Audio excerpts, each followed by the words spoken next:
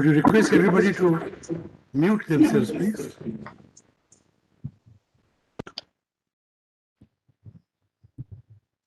BP has made John Presidency and AC Michael as the co-host. I would request all people I think who the are web administrator participating can mute everybody the together. speaker Junior kindly Together and only the so speakers that can unmute themselves afterwards. is Alexio. audible and comfortably participate. Alexio.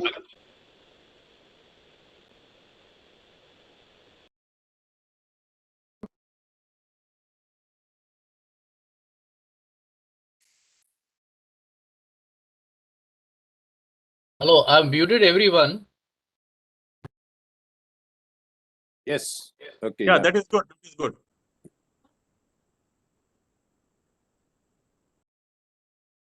The co-host unmute themselves and speak. Dr. John Dayal, you can unmute yourself and speak. Yeah, Lancy has to speak now.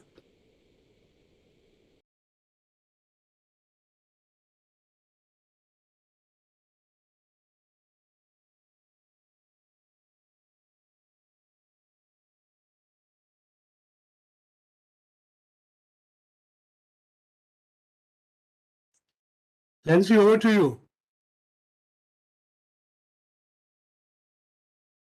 Yeah. Hello. Yeah. Your Grace, Archbishop Peter Machado, Reverend Bishops, priests, nuns, and lay leaders who all join together in solidarity with Father Stan Swamy. The Catholic Union is now 102 years old. For 70 of these years, it has been in the forefront of the issues of the Dalit and tribals. Today's meeting is one of the most important meetings it has held in recent years, and particularly so in the era of COVID. The change in format from physical to online meetings, on the other hand, has allowed us to invite civil society meetings and individual experts from all over the country to join us.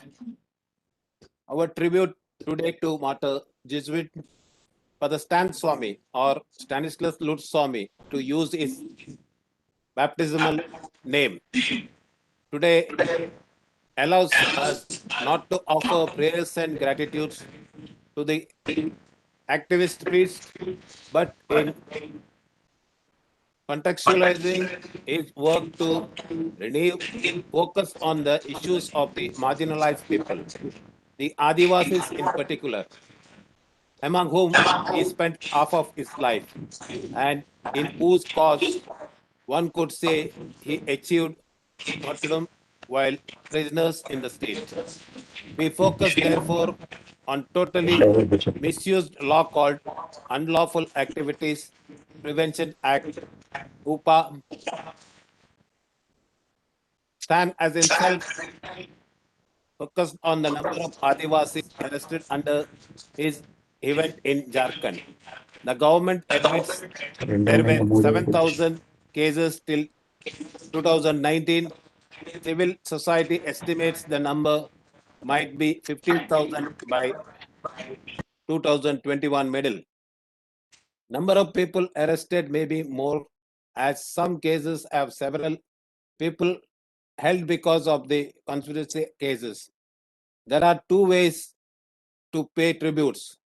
The second is the crisis in institutions. Even in the manner of his death, Stan Swamy exposed them. These were UPA and its insidious ramifications of the impossibilities of bail, 7 for the innocents and the dying. The NIA and its overriding powers by bypassing the sovereignty of states, its political control may the MHA. And lastly, the conditions in jail, including medical care. I was in prison and you visited me, Jesus had said. We must see how we combine prayer with our physical and moral solidarity instead of the average and orderly response which has made us in laughing stocks of the civil society. We have as speakers today eminent personalities from the field of law, academics, activism, theology, and trade unions, women's associations, and others. We all have joined in solidarity with the Father Stan Swamy, and I welcome you all for this condolence meet.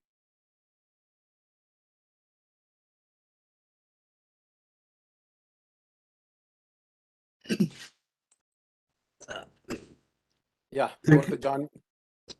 Thank you very much, Mr. Lancy.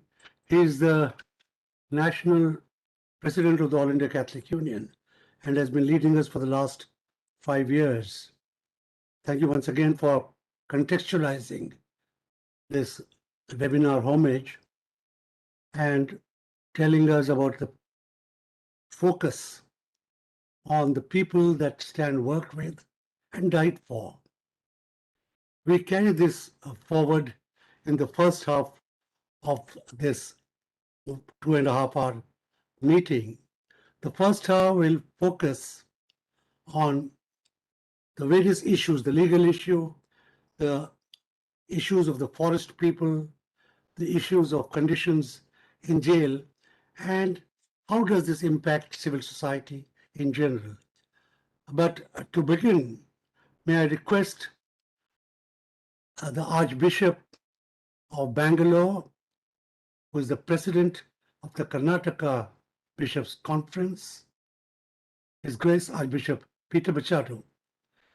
He recently wrote a very powerful pastoral letter, I think one of the most powerful written from any archdiocese, or for that matter, from any of the three rites, which sets again the whole context of Father Stan's death and educates the Catholic people in particular on how and the meaning of it, both in terms of his martyrdom and the teachings of Christ. I think it is our duty to thank His Grace for that. May I request you, Your Grace, to please, I can't say inaugurate, but begin the proceedings of this meeting. Can I start with a small prayer? Am I audible?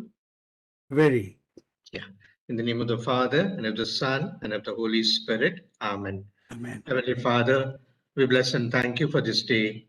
We thank you especially for this privilege and occasion you give us to meet together online, different bishops, priests, religious, ladies and gentlemen, and especially the Catholic Association office bearers of different parts of India, as we come together to praise and thank you for the person, for the gift of Father Stan Swamy.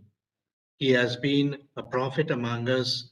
He has exercised his role as a powerful intercessor on the behalf of the poor, the marginalized, and those that were deprived of the rights. And now as he has left this world, and we believe that he is with you, we wish to carry forward his message, his principles, and his resolve to make a choice to be with the poor, and especially those that are deprived of their rights. Bless us with the wisdom. Give us the spirit of discernment. Give us the spirit of courage to take along and take forward the principles, the beautiful ideas, and the results that Father Stan leaves behind. Help us to work together so that the Church in India may together receive this privilege and this legacy of Father Stan Swamy, so that unitedly we can carry forward what he leaves behind to us to carry on the good ideals of humanity. We ask a special grace and blessing on all the members each one in his own place, in his own time, in his own association, to decimate and to analyze and to take forward the ideas of other ideals of other stand among us in our groups, in our associations. Keep us always united in your love. Keep us always united in your service. We make our prayer through Christ our Lord. Amen. Amen. Amen.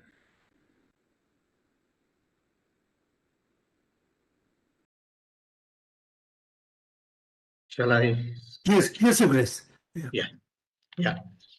Just allow me to introduce, rather, be the first speaker, because I don't think there's anyone here who does not know about Father Stan, the ideals that he stood, and for what he died. My dear bishops on the screen, I see Bishop Mascarenhas, Theodore Mascarenhas. I see also Father Jervis, who is there as the representative of the CBCI. My dear past presidents of the Catholic Association, my dear Father Stanislaus Jerome de Souza, the Asia Pacific Regional Provincial, and all the others dignitaries who are here on the screen, I wish you, and I'm very happy to be called to speak on this august occasion, and especially to speak about Father Stan Swamy. I personally, as you know, that there are many online and offline gatherings that have taken place in Bangalore, and I have been part of them, and very proudly to say that Stan is our man, and we carry on his ideals wherever we are and whatever we are asked to do. First of all, I bless and thank God for his person. Now that he is dead, surely perhaps every one of us will own him. Every one of us feels privileged to carry us, to say that we are on the side of Father Stan. But we bless and thank God for his person, for his vocation, for his priesthood. I bless very especially the Jesuits who gave him a lot of freedom and a lot of support, as it were, to go ahead. No other congregation would have done for the courage that he has taken and the support that the congregation has given, and the Jesuits have done it. So I thank God for this support that was given. And as regards Father Stan, I think surely we will be critical, but we don't have to be what would I say, speak with vengeance, because vengeance is not ours. To speak revengefully is not ours. Ours is to bear and to accept the will of God that is there for us. On the other hand, I think we as votaries of the public, of the people in general, we only can analyze what we have lost, or rather, how we are hurt. I would say there are four things, there are four hurts in us. The first hurt is we have been let down by the political system. The political system. No party, of course, the party in power or the other parties could help him. They were just vocal help and support, but they could not do anything for him.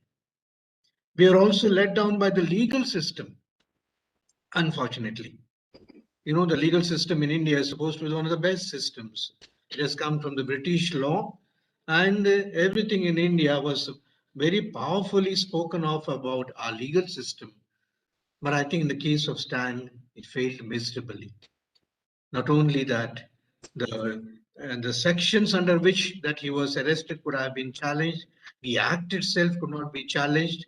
And the worst thing, when he was sick, even the medical bail could not be obtained for him. For a sipper, the lawyers and the advocates and the judges had to sort of tarry and vary among them for almost more than a month to get a sipper. This is the Indian law. This is the legal system that we are there. And therefore, I feel hurt. I feel hurt also that so many people of goodwill were there, but we couldn't do anything about it. We couldn't do anything about it. And it's as good as the helpless people. We are watching a film, we are watching a screen. we are clapping, perhaps we are joyous, we are sorrowful, but then we couldn't reach out to our hero in any way. We couldn't even touch him.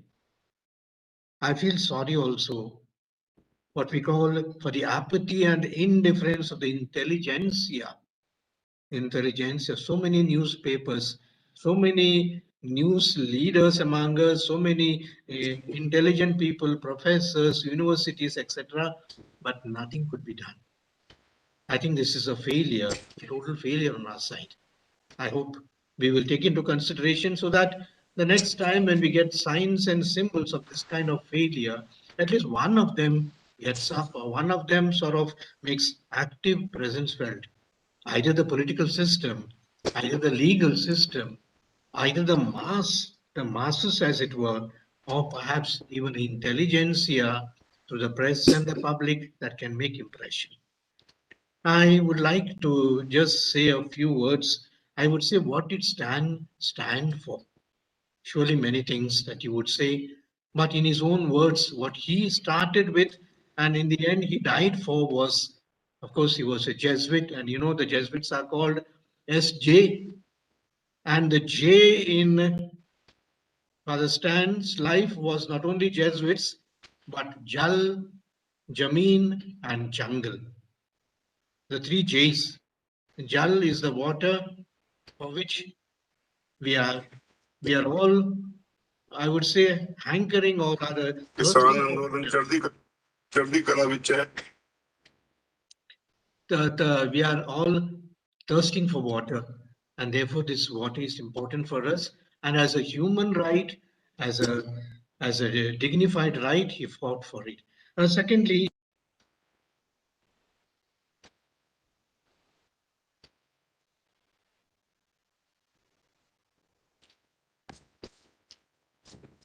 Your mic is muted. You're muted. sorry, Your mic was muted. sorry, for a long time. Was it this one just now? A couple of minutes maybe. Okay, I just said about the three rights that he fought for, the Jal, Jameen, and the jungle. And I think these are the rights, of what we call the basic rights. Jal is the water. We are all thirsting for water. Jameen is the space, the general space that we speak of. And especially the space, what we call the private and the public space for us. And finally, the jungle is the environment, the beautiful nature that he fought for. And these are the things that we leave for the next generation. And surely, I think we will join Father Stan in his fight for these things and the other things, of course, which are secondary for us, but ultimately the Jal, Jameen, and jungle are the things perhaps the Christians and the Christianity, because God-given gifts are important for us. I close it at this because I understand many are there for the speaking today, and I also join you in this campaign for Father Stan Swamy. Thank you very much for the chance that you have given me. Thank you very much, Bishop. We always feel not only easy, but almost as if we were right on you, which we have. You are the ecclesiastical advisor to the Catholic Union. And I am very happy to hear the words from your lips, as I mentioned earlier, also to read the words from your pastoral letter. How I wish Bishop spoke this tongue that would really educate the laity and strengthen them also, give them courage in speaking. Bishop Theodore Mascarenhas of Ranchi, the auxiliary bishop, was scheduled to speak later, but he has another important ecclesiastical duty to perform in his diocese, and he has requested if you could make him speak a bit earlier. So I just call upon Bishop Theodore of Ranchi, the diocese in which Stan worked all these years, and he will tell us really how the diocese is going to respond to the ashes coming back to them. Good evening, and thank you, John, for this opportunity. I'd like to thank the All India Catholic Union, LENC, and your whole group for having invited me to speak to this group on this very important occasion, important for the world, important for India, but I think essential for us in Jharkhand, because from wherever he came, we in Jharkhand consider him to be our man, our advocate, the man who fought for us, who spoke for us. And how do we pay tribute to this man? I thought of a quote from Mahatma Gandhi, who said, speaking the truth. Many people, especially ignorant people, want to punish you for speaking the truth, for being correct, for being you. Never apologize for being correct or for being years ahead of your time. If you're right and you know it, speak your mind. Speak your mind. Even if you are a minority of one, the truth is still the truth. I think Father Stan embodied this particular saying in his life. He didn't care whether people accepted, people were with him or not. When he saw what was the truth, he stood for it, and he stood for it till the end. And therefore, we are proud of him. I like to also say, I'm here speaking not so much as a bishop, but as a citizen who is deeply hurt and deeply grieved with the way Father Stan went away from us. Even risking the danger of repeating myself, I repeat, what happened to him should not happen to anybody else. But unfortunately, it is happening again and again. Archbishop Peter Machado put things nicely. One of the things he said is, the next time we see signs of this happening, we should react. We are already having all these signs, much before Father Stan and much after Father Stan. These signs are all for us to see. Father Stan could get the best of advocates, best of lawyers, and they could not save him. You think of my poor Adivasis, thousands of them in prison, for whom Father Stan fought. They have no lawyers. They have no one who can stand for them. And that cruel system that was so cruel to Father Stan does not even care that these people exist. This is something that as Christians, as Indian citizens, should bother us, should worry us, and should bring our concern. You know, time and again, Father Stan stood for the Adivasis. If I speak as a citizen, I also speak as someone who's here living among the Adivasis, seeing their troubles, seeing how the resource curse is hitting our people. And in the name of development, everything is being done, and our people are simply being taken for a ride, sometimes by politicians, sometimes by businessmen, sometimes by industrialists, and the world keeps quiet. They are not able to fight their own battles. Father Stan knew that. He had become the voice of the voiceless. And that one voice is gone. If other voices do not come, then that voice will be silent forever. And therefore, whether it's a cruel criminal system, whether it was the apathy of the intelligentsia, as Archbishop said, whether it was the media that would rather go around saying how mangoes are eaten or what is to be done. There are people roaming out in the streets who have been shouting slogans, Goli Maro, Goli Maro. They are out in the streets. And people who speak for the voiceless, people who have been fighting for the rights of the Adivasis, they are languishing in jail. And as I said in my homily of the Requiem, I would like to repeat, Father Stan's soul will rest in peace only when all the activists who have been arrested with him are either proven guilty conclusively or are released. They cannot be under trials forever in their sickness, in their troubles. And I say this for all under trials in the country. While there are people who can get bail with the Supreme Court getting up even in the middle of the night, there are others who, just because they do not have the political clout, have to suffer. This is not what India is to be. And this is not the type of India we want. I'd also like to say that the science of failure of our system is also our fault. We are afraid of speaking out. We are afraid that I don't know what will be taken away from us.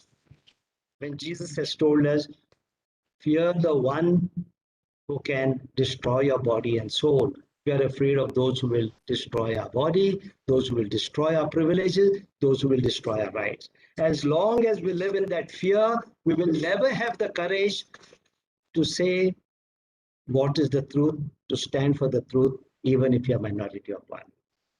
I do not want to be long because I know there are many speakers coming up, but I want to say one thing.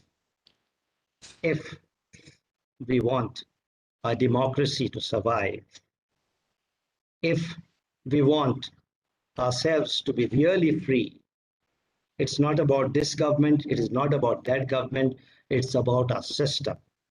If the system allows us to be oppressed, and if we allow ourselves to be oppressed, then nobody can save us, because Mahatma Gandhi said, justice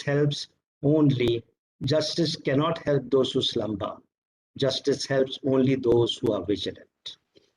Thank you for this opportunity. I pray that the soul of Father Stan may rest in peace.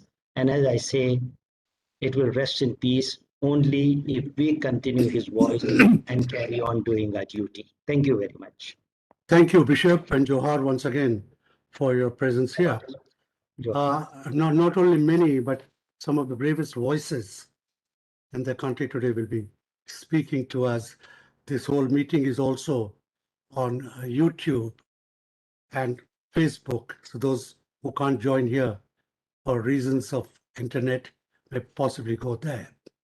I invite one person who has been a participant and has had a ringside seat, not only for in the case of Father Stan, but on this entire issue and for many others, and not just in recent times, but for a very long time since this current wave of Hindutva started rearing its head after 1992, and particularly after 2002 Gujarat.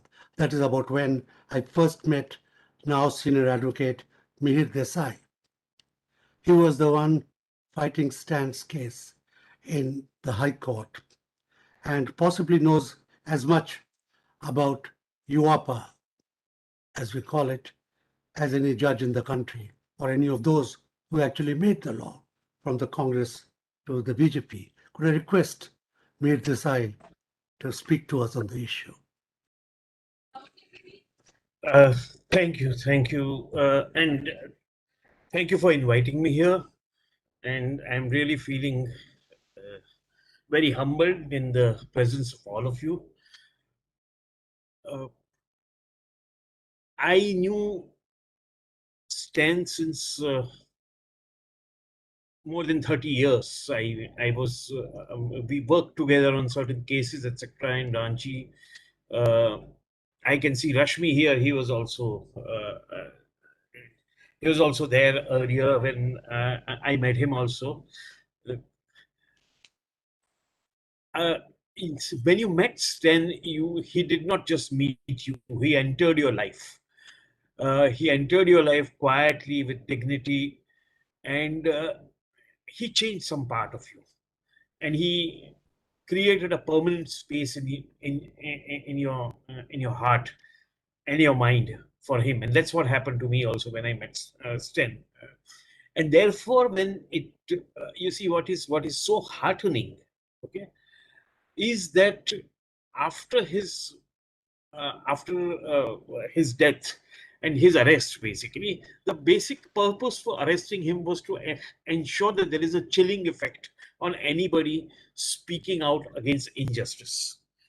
The fact that despite and the fact that though he was called a terrorist, technically in legal language, so many people, okay, since the day of his death, and even much before that. But I've been participating in these meetings since the first meeting, which took place at 6:30 on the day of his demise.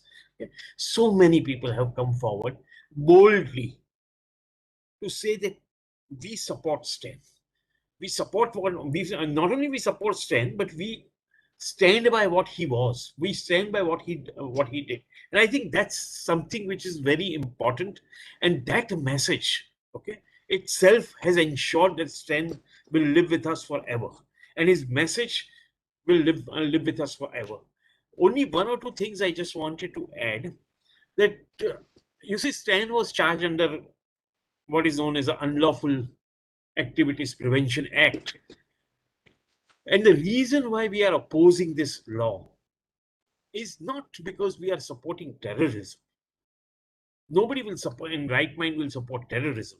The reason why we are opposing this law is under the guise of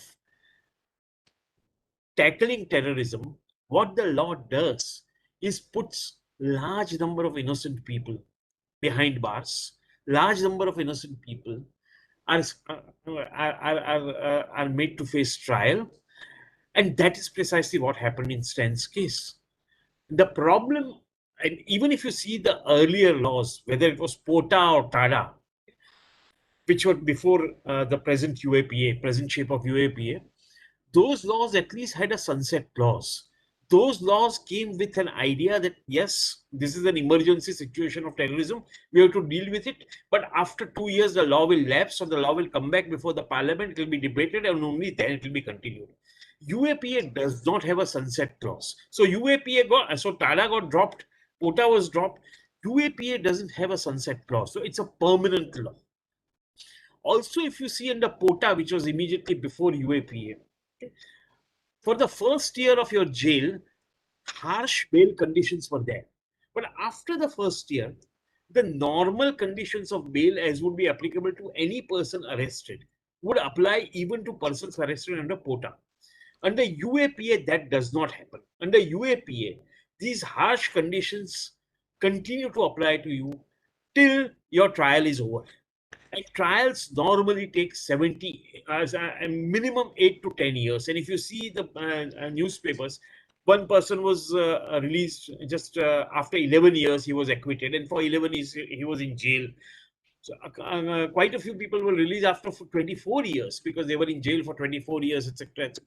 So the problem with, one of the major problems with UAPA, which we face, is that the conditions for getting bail are very, very harsh. Conditions for getting bail are very, very harsh, and it becomes virtually impossible, okay, to get bail from the courts. Okay. Therefore, we try to get other things like at least medically take treatment, etc., get him hospitalized, get him this, get him that, because getting bail becomes, because the law is phrased in such a way, coupled with the way the Supreme Court looks at the law, okay, I feel it makes it very difficult for anybody under UAPA to get bail, and therefore we have been opposing, one of the reasons for opposing this law.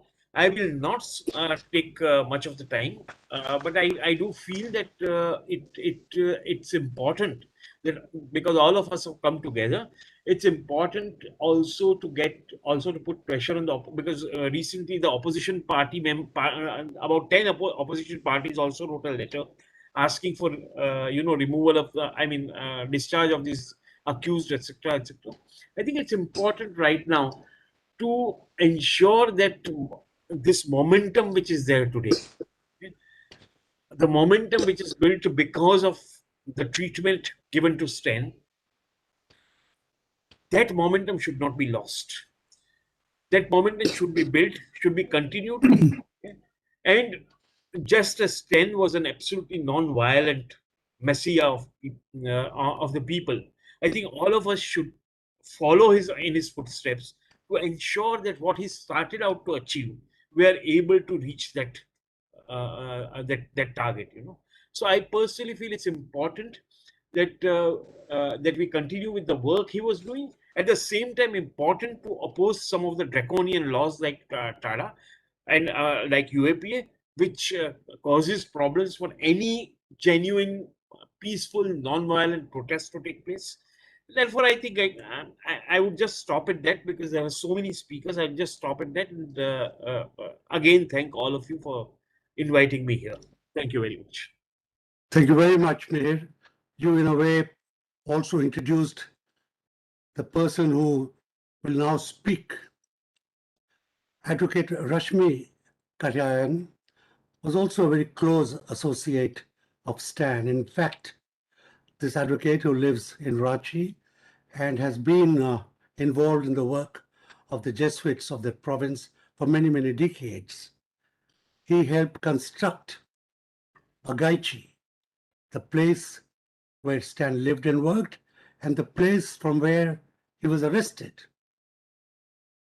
It's a place of great beauty and great serenity, and I encourage all of you to go there. So even as I thank Mihir and tell him to know that we shall be calling upon him to help us consider how to oppose these laws in courts of law, I call upon Rashmi to help explain the situation of the Adivasis, the whole Pathargadi and other movements, which Stan and you have been so deeply involved with. Thank you, John. Thank you, Catholic Union, for having me. I feel quite a loss. I don't have my Stan with me.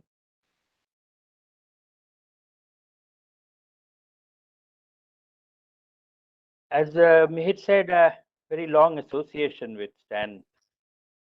Stan actually located me. It was quite strange.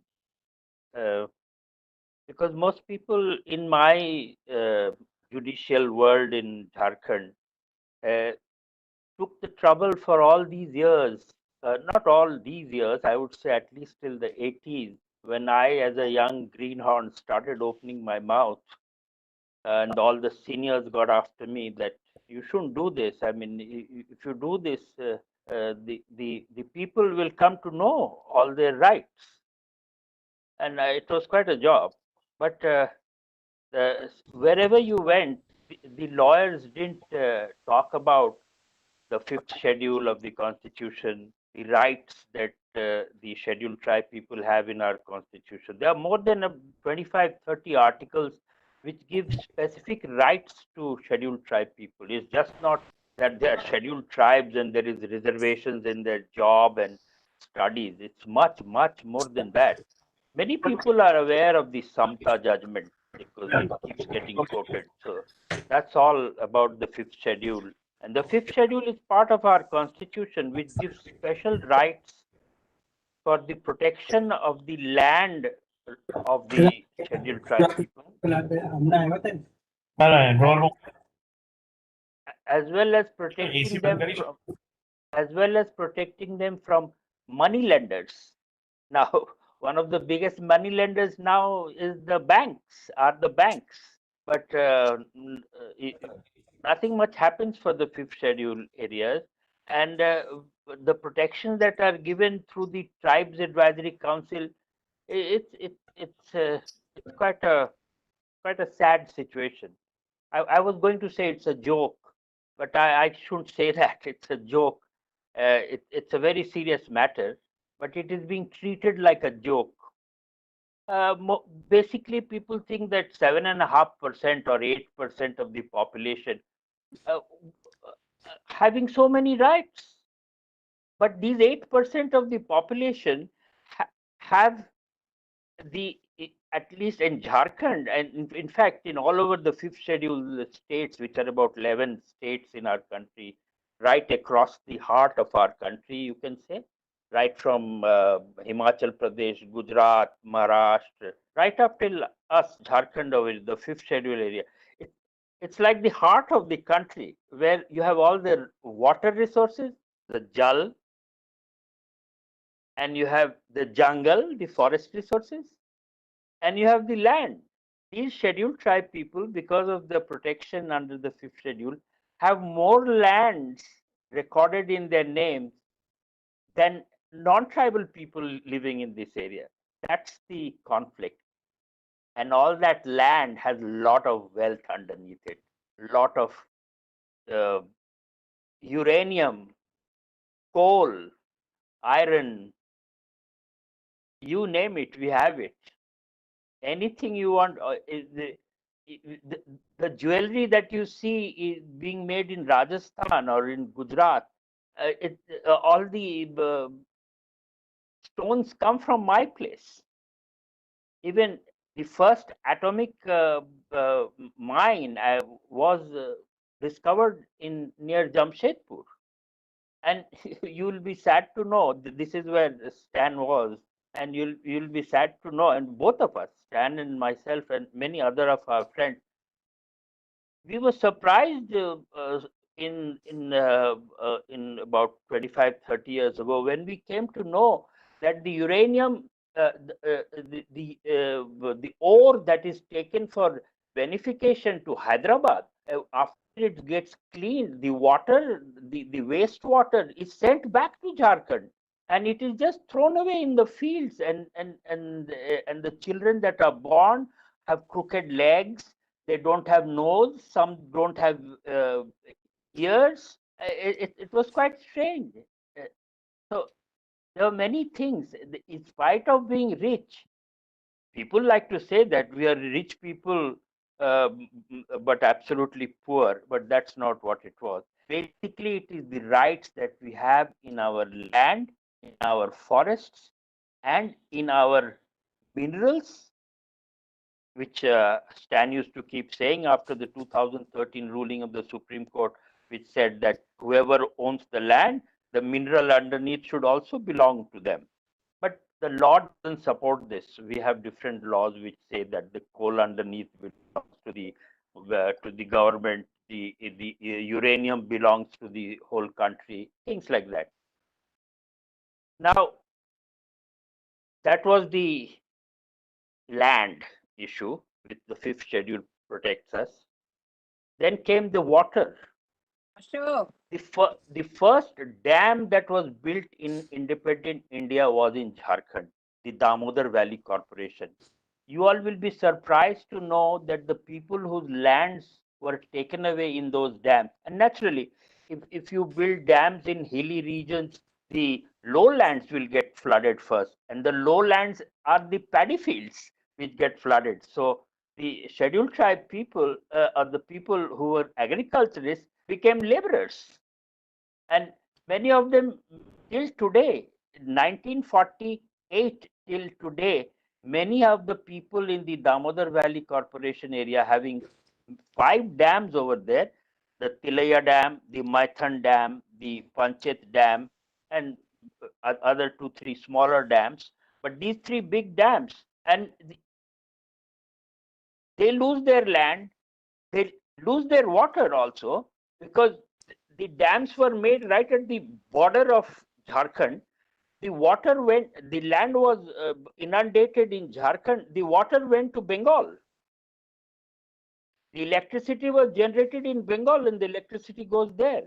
Even now, the Jharkhand state has a debit balance of more than 3,000 crores with the Damodar Valley Corporation, because they don't pay for our water and for the coal that they take out from these places. So that is another problem. And the displacement that came from these things, those people have now become laborers. In fact, in the entire country, the maximum lands that the people that have got displaced with under big projects is scheduled tribe people, because it's they who live in the hills and the forests, and you have built all the big dams in the hills. And so naturally they are displaced. They are now the laborers. They are the migrant laborers going everywhere. So displacement itself, big problem. Jal. Forest. After so many years, in 2005, we got a law saying Forest Rights Act. Well, that Forest Rights Act has been consistently getting diluted and diluted and diluted. And people who have been living over here, they have not got rights. In the entire country, it might sound that the scheduled tribe people are being given rights under the Forest Rights Act. But you will be glad to know that our people over here, our scheduled tribe people, have taken these rights in their jungles from the British itself. And we have laws right from the British time. The Forest Act itself says that the customary rights of the people shall be protected. The 1913 Act says that the customary rights will be protected. And we had that. We have what is called Forest Settlement Order. We have been having that. So we are not so bothered if the Forest Rights Act is being implemented or not. There are some pockets where the land has been reclaimed from the forest, which has degenerated. But we are not so interested because, frankly speaking, those lands you do not get full rights. You only get leasehold rights. And we have other lands. So that is not a big issue for scheduled tribe people. For non-scheduled tribe people, which is called traditional forest dwellers, those who are living in the forest, for them it can be an issue. But for the scheduled tribe people, it's not an issue. In some pockets in Chaibasa area and some pockets in Hazaribagh area where the coal mining started, it's so huge that they had to hide themselves again in the higher regions. So you have the forest, you have the water, and you have the land displacement, and the people that have got displaced with it.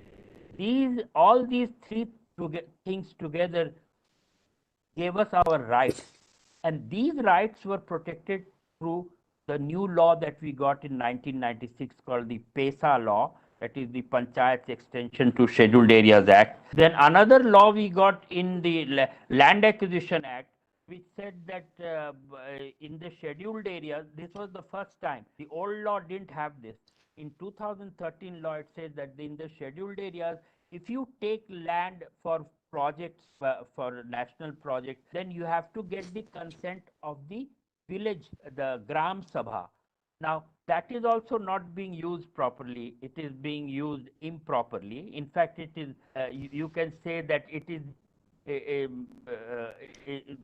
It is a smoke screen, and other things are taking place. So all these together, these were the things for which we were working to write, to establish the customary rights through PESA, the Panchayat law, to talk about the displacement problem. To do all that, we had this two institutions that were made by the Jesuits actually, but through STAN, we had this Bagaicha, where it was for these marginalized people who wanted to get their rights, a place for them to meet and talk and come in and sit in solidarity, called Bagaicha.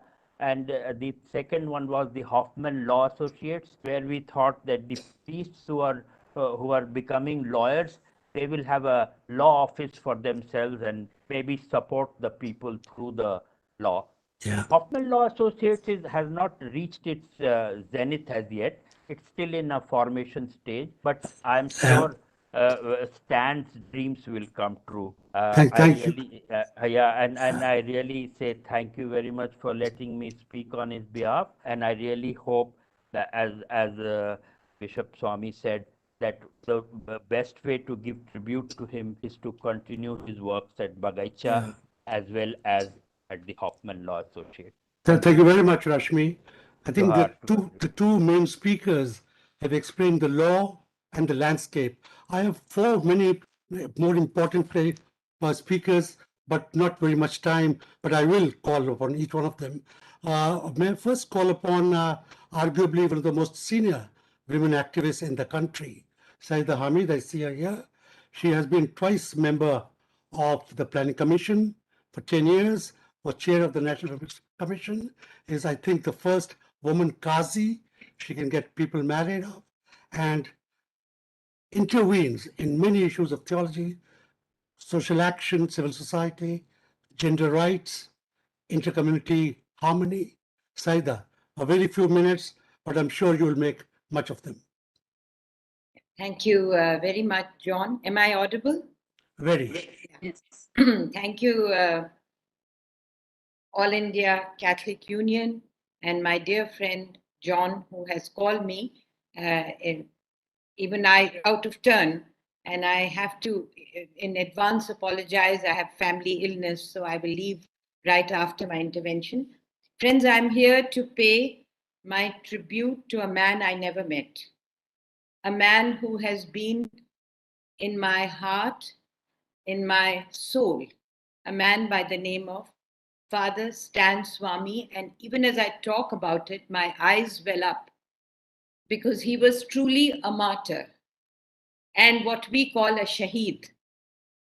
His death is a shahadat. And we are just 1 month short of the month of Muharram, which is the month of mourning for the biggest shahadat in the history of humankind.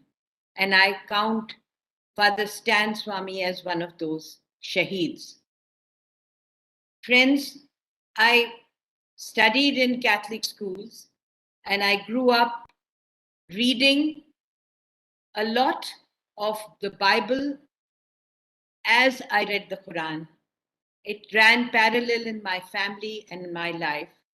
And I have the 2 lines that I remember from a poet now. It's neither Quran nor Bible. It's a poet called Dylan Thomas. And I offer it to especially to John, because in my heart there is an anger. I'm sorry, there is no forgiveness. There is a smoldering anger in my heart. And Dylan Thomas said, do not go gentle into that good night. Rage, rage against the dying of the light. And I think the anger has now reached a bursting point. With Father Stan Swamy, everyone has spoken about the law, everyone has spoken about this man who has left a deep impact on the lives of those who knew him. I read a little bit about what Islam talks about rights of prisoners. And what I read from the surah of the Quran, and I just quote one line for you. It says, feed for the love of Allah, the prisoner, the orphan, and the indigent, and care for the love of Allah, the prisoner, the orphan, and the indigent. What our religion says and what we practice, there's a huge gap between that. But I refer, when I talk about Father Stan Swamy, I think of the core of the teachings of the Bible and the Quran. And both the Bible and the Quran say, and I quote again, Kullu nafasin zaikatul maut. Every human being is going to taste death. Those perpetrators of violence, those perpetrators of death, those death merchants are going to also taste death. And the one who has tasted death is our shaheed, our martyr. And I will not, unlike some friends and some colleagues who feel, the quality of mercy and the quality of compassion paramount, I just find my soul now burning for all my friends who have been incarcerated under this notorious UAPA, which Stan Swamy leads that entire phalanx of people incarcerated and tortured, humiliated, and all those young people, young Muslim boys who have been picked up, girls who have been picked up, women who have been picked up under this atrocious violation of human rights. It's that my heart goes out to all his friends. With him, you know him, You have traveled with him, and my heart feels that my heart is with you, and my Muslim Women's Forum stands behind all the brothers and sisters on this platform, and we are determined to till the time that we taste death, because kullu nafasin za'iqatul maut, we will also taste death. But till that time, we are here to fight alongside. Thank you very much. I will conclude here. Good Hafiz, Saida. I invite, if Saida represented the finest intellect of the last 40 years in governance, Farah Naqvi is an incendiary, you could call her, in civil society in the last decade and more. She was a member of the National Advisory Council of the previous government and involved quite deeply in two very important laws that came into being, which helped people in the rural areas to get a livelihood when they had no jobs, food. Hello, good evening. And was also involved in what could have been possibly the first law against hate speech targeting violence. It could not be for reasons that require another seminar. Farah was to speak, giving us the role of the civil society and a look from the civil society side on the landscape on which we saw two great colleagues of Stand Speak. Farah?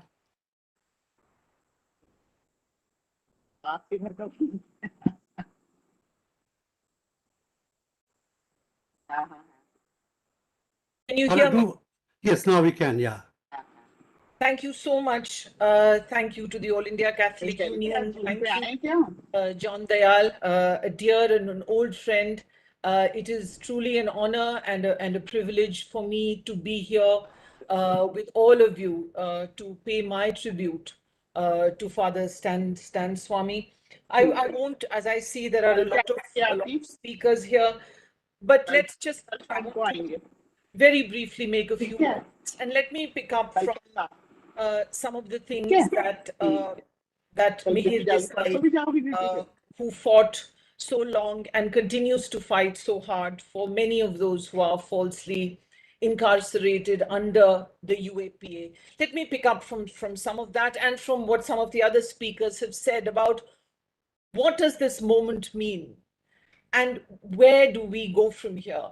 What is the best tribute that we can pay to the memory of Father Stan? And that would, of course, be to continue unwaveringly, to continue to do the work that he was doing. And part of that work is what I want to talk about. The work that he was doing was, yes, to protect the rights of Adivasis in Jharkhand and elsewhere against corporate loot of their lands and their heritage and their resources. It was also to shed light on the dark jail cells in which thousands and thousands of Adivasis languish because they were called Naxalites. And among the laws that they were charged under was the UAPA. And in 2016, and I just very recently saw the report that Father Stan and all his colleagues brought out, trying to shed some light so that it's not under cover of darkness that the state is getting away with this magnitude of injustice. And it is irony and perhaps destiny that the same law that Father Stan was fighting so hard against and fighting for the innocence of all his Adivasi friends and comrades and villagers, that is the law that actually ended up taking his own life. So I believe the tribute to him would be to take the work forward. And that work is, you know, we talk a lot about the Bhima Koregaon 16, now tragically the Bhima Koregaon 15. We talk also about all the young men and women jailed in the Delhi riots cases, the 21 who have been jailed. You know, Delhi and Mumbai are big metros. The kind of work that Father Stan was doing is the kind of work in the hinterland, the work that people don't hear about. It is in Jharkhand and in Chhattisgarh and in the Northeast that some of the most egregious violation of human rights takes place. This is what is called legal injustice, because the law is used to persecute and to shut down people, and we simply don't shed enough light on it. I also want to, so I think that is one very important point I want to make, for a far greater focus from all of us and from the church and from all of civil society to come together and continue to keep that light shining on the incarceration of people in areas like Jharkhand, like Chhattisgarh, like the Northeast as well. I also want to pick up on something that Mihir Desai said, when he said so many people are charged and very few get away, get out because of the stringent bail provisions of the UAPA. And he cited two examples, or perhaps one example. One was a man called Tariq Ahmed Dar, who recently was released after 12 years. Around the same time that Asif Tanha, Natasha Narwal, Devangana Kalita were released from Tihar jail after that very, very historic Delhi High Court order on June 15th. On the same day, two men, Muhammad Ilyas and Muhammad Gauss, walked also out of Taloja jail, again after 9 long years.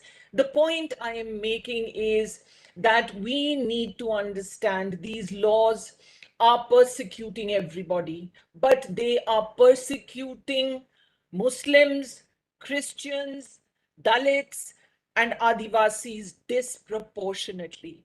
We don't have any national data on either religion or caste under the UAPA. In fact, it would stun some of you to know that while this law became what it is today, in 2008, in 2012, actually 2013, it became more and more stringent with each passage. There is no national level data. The National Crime Records Bureau, which is our only national crime aggregator, does not even record the number of UAPA cases up to 2014. That is the first time we get to see this data. And I recognize today's regime is being repressive in a particularly vindictive and targeted manner. It is going after individuals. It is waging an ideological war through this law. But even before this regime came into place, the use of the UAPA was rampant. And I use the word use. I say it is not a misuse. This law was intended for this purpose. This is the job of this law, is to aggregate state power, to weaken the power of us, we the people, we the citizens. That is the purpose. Every party in power has used this law in exactly the same way. State governments today are using it. Very recently, the Tamil Nadu Chief Minister, the DMK Chief Minister, has announced that he will withdraw cases against the anti-CAA protesters.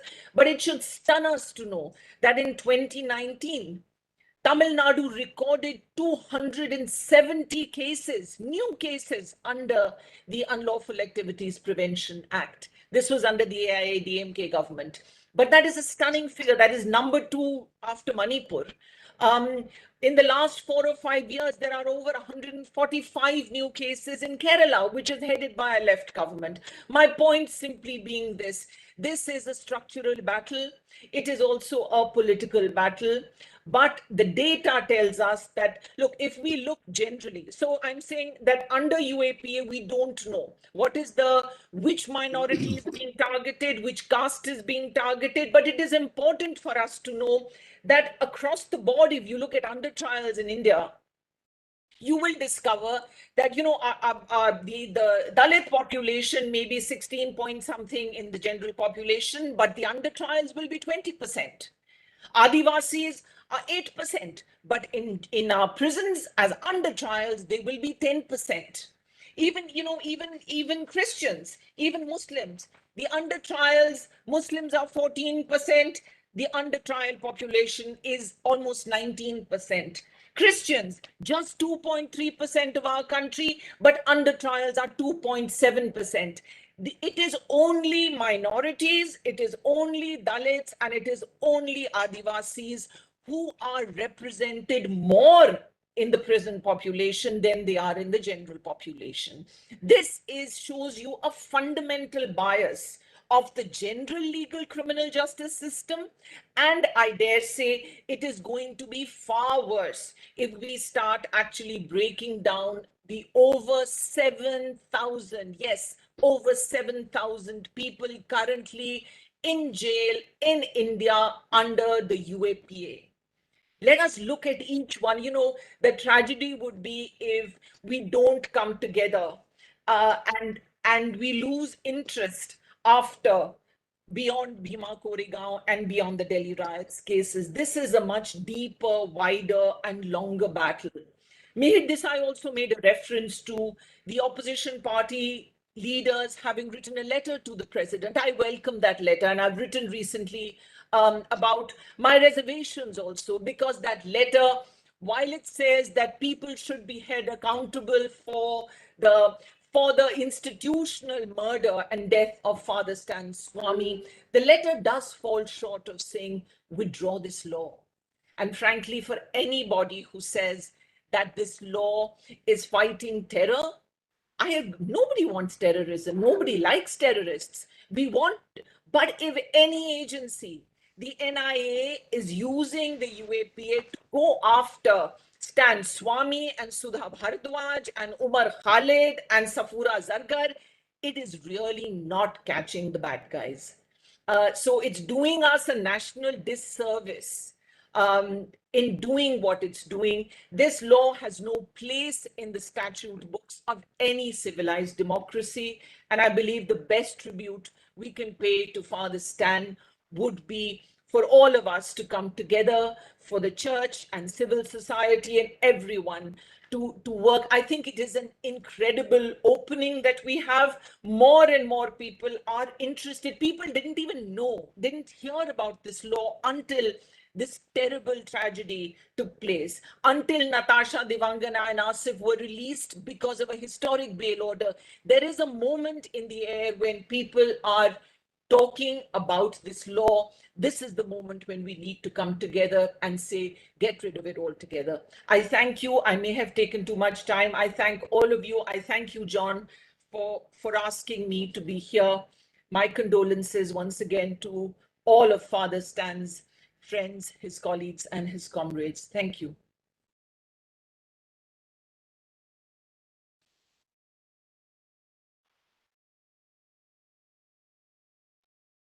I think, John, you're muted. Can't hear you. Can't hear you.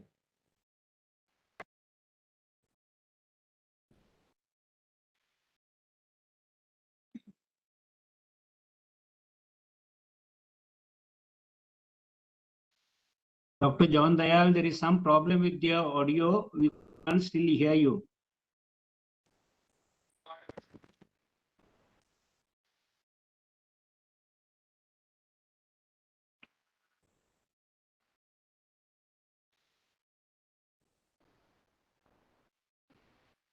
Dr.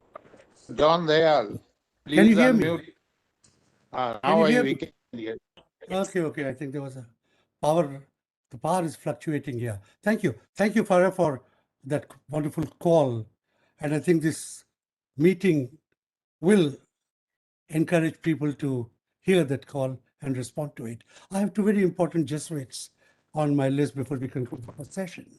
We have Stanislaus Jerome D'Souza, who recently took over as head of the 4,000 Jesuits in India and the several thousand elsewhere in the Asia Pacific. And I have a child of the landscape in which Father Stan worked.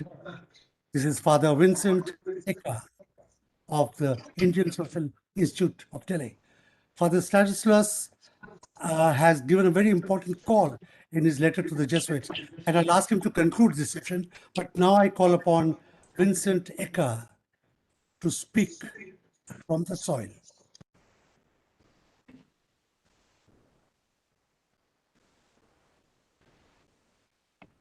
Thank you, John. Honorable members of the panel, organizers of the webinar and participants, and special guests that were introduced in the beginning, paying homage to the late martyr, Father Stan Swamy, and also saluting the selfless service and unflinching courage of all the human rights defenders, and expressing solidarity with all innocent under trials. I begin today's presentation with the same question which Father Stan Swamy asked the state and the ruling class.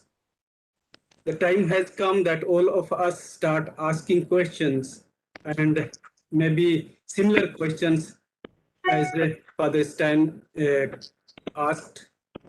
Some of the important questions that he put before the state and ruling class were after 70 years of independence and adoption of the constitution for more than several years, why the provisions of fifth schedule of the constitution is not implemented.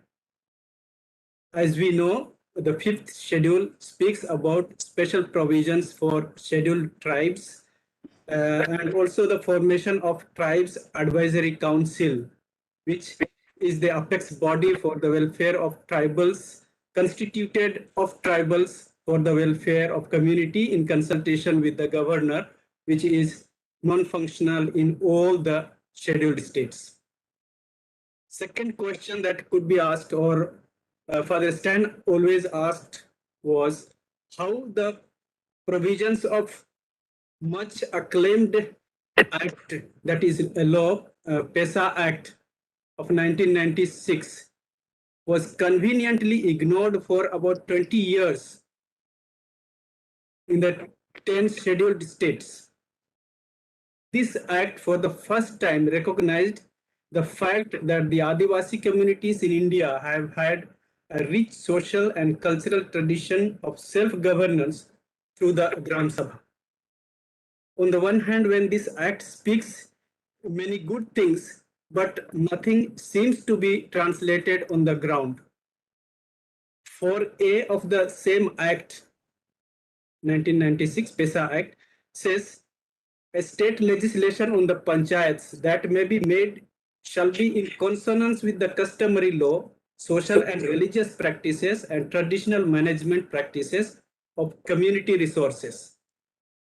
Further, it goes on to say in 4I, the Gram Sabha or the panchayats at the appropriate level shall be consulted before making the acquisition of land in the scheduled areas for development projects and before resettling or rehabilitating persons affected by such projects in the scheduled areas. Nothing of this sort is taking place even after more than 20 years of passing of this act that is given to the people. Next is why the tribal self-assertion for self-rule in the form of Patalgadi is considered anti-national and anti-constitutional activity. Is the action of inscribing the constitutional provisions on stone and erecting it in the village anti-social activity?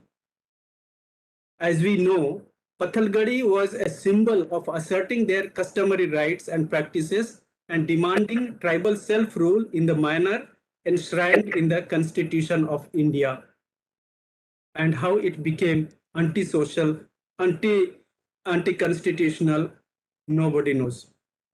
Next question Stan asked was, why tribal sub-plan where crores of rupees are spent in the name of tribal development has failed to bring about tribal development? We have several examples to articulate that this fund for tribal development in the name of tribal sub-plan was really diverted to construct jails, airports, stadiums, and many other departments of the government used the money.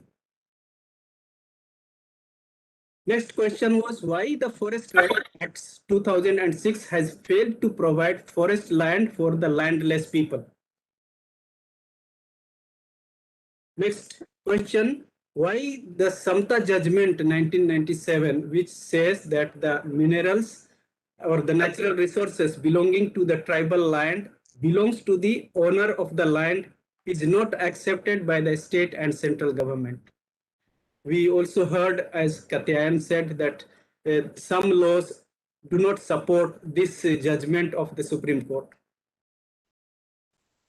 Another question Stan often raised was about the amendment to Land Acquisition Act 2013, which has no provision for social impact assessment, which actually safeguards the environment, social relations, and cultural values of the affected people. That particular clause is removed. Next thing was done in the amendment was the government can allow any agriculture land for non-agricultural purposes. So these kind of questions often Stan Swamy used to ask from the state and the ruling class. And that was very uncomfortable questions. And therefore, these questions were never addressed or that no answer was given ever.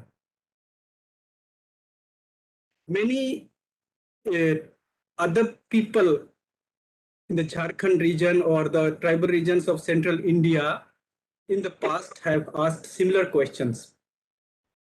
These tribal regions, particularly central Indian tribal regions, have been battleground for rights, dignity, self-respect, autonomy, and self-rule. The struggles for tribals, the struggle of tribals is an age-old struggle for survival and dignity. The individual leadership emerged during the British rule when Tilka Manjhi around 1750 onwards picked up arms against the exploiters and fought for the dignity, self-respect, and self-rule.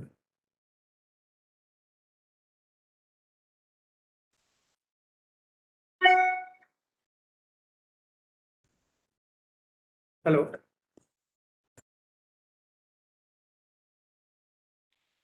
Father, could I request you to conclude?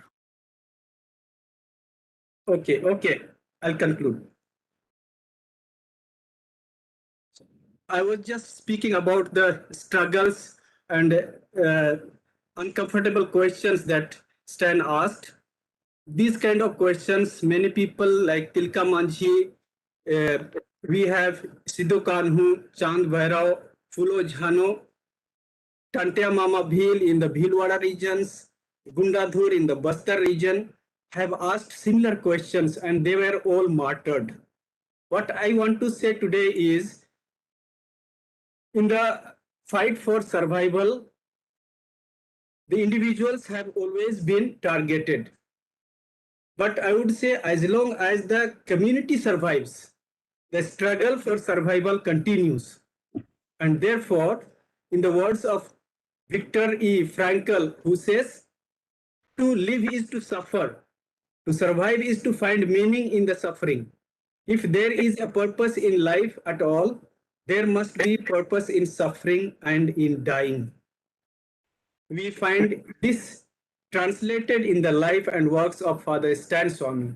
Same thing is translated into the many leaders of tribal communities who have lived, led the community, and also suffered death up to martyrdom. And therefore, this continues as long as survival for struggle continues. So I wind up here. Thank you very much for giving me the chance to speak. Thank you, Father Vincent. Thank you very much. The first half of the AICU's homage was contextualizing the life and times of Father Stan and the issues which made him the man and the issues which brought him to work and ultimately led to his death. But in my writings, I've also tried to contextualize Father Stan in the context of the Jesuits and their work elsewhere in India and in fact in the world, because he was as much a child of the Jesuits also. And I remember when I first became a journalist, or rather, I was maybe 6 years later, Indira Gandhi imposed the emergency. But in the emergency, in the midst of it, she launched what is called the Satellite Instructional Television Experiment, SITE, which brought satellite TV, which today you see, into the deepest forests of Orissa, South Bihar, which is now Jharkhand, Chhattisgarh, and parts of Maharashtra and the so-called Red Belt. And this was a two-way intrusion. This was reducing the Adivasi to modernity, but it was almost also an eye in the sky, trying to gauge what were these people up to and possibly how to control them. And during my surveys in the forests in 1975-76, I came across young Jesuit scholastics working in the people in the mines area, from what we know today as Jharkhand all the way up to Orissa. I don't know how many of them were eventually jailed. Some must have been. Many would have left the order and become one with the people and then gone to jail. But I was deeply impressed with the work that the Jesuits do with the people. I call myself an acolyte. And today we have the current head of the Jesuits in this part of the world. Father D'Souza's letter after the death of Stan was itself very stirring, because in that he gave a commitment of the Jesuits to continue to do what they were. So as I conclude part one, and before I hand over Daisy Michael for part two, I request Father Stanislaus Jerome D'Souza, POSA of the Society of Jesus in Asia Pacific. Stanley. Yeah. Thank you, John, dear Archbishop, and all the friends of Father Stan. At the outset, I appreciate this gesture of AICU for organizing this meeting, showing solidarity to Father Stan, and especially supporting his cause. Today is the 8th day since Father Stan breathed his last. And I think this is an opportune time for us to pause and ponder, discuss and discern about the person that Father Stan was, his nature, his vocation, what he did as a Jesuit and a priest, what he stood for all his life, and why he had to die in judicial custody. His enemies may like us believe that he was a Maoist, traitor, and that he died of COVID. All of us know who Stan was, what he stood for, and finally made him lay down his life. Father Stan had a tryst with Jesus. Look at his life. He was born and grew up in a small village in Tamil Nadu. But when the call of Jesus came to him, he chose to follow him North India. Even as he was being prepared to staff one of the prestigious institutions, he deliberately opted for the poor indigenous people and spent a whole life pouring out his entire being for them. And on completing his long tenure of training social activists at ISI Bengaluru, he went straight to the place which he was advocating to his trainees, the place of the tribals. And to show complete solidarity, he identified himself fully with them. He became poor.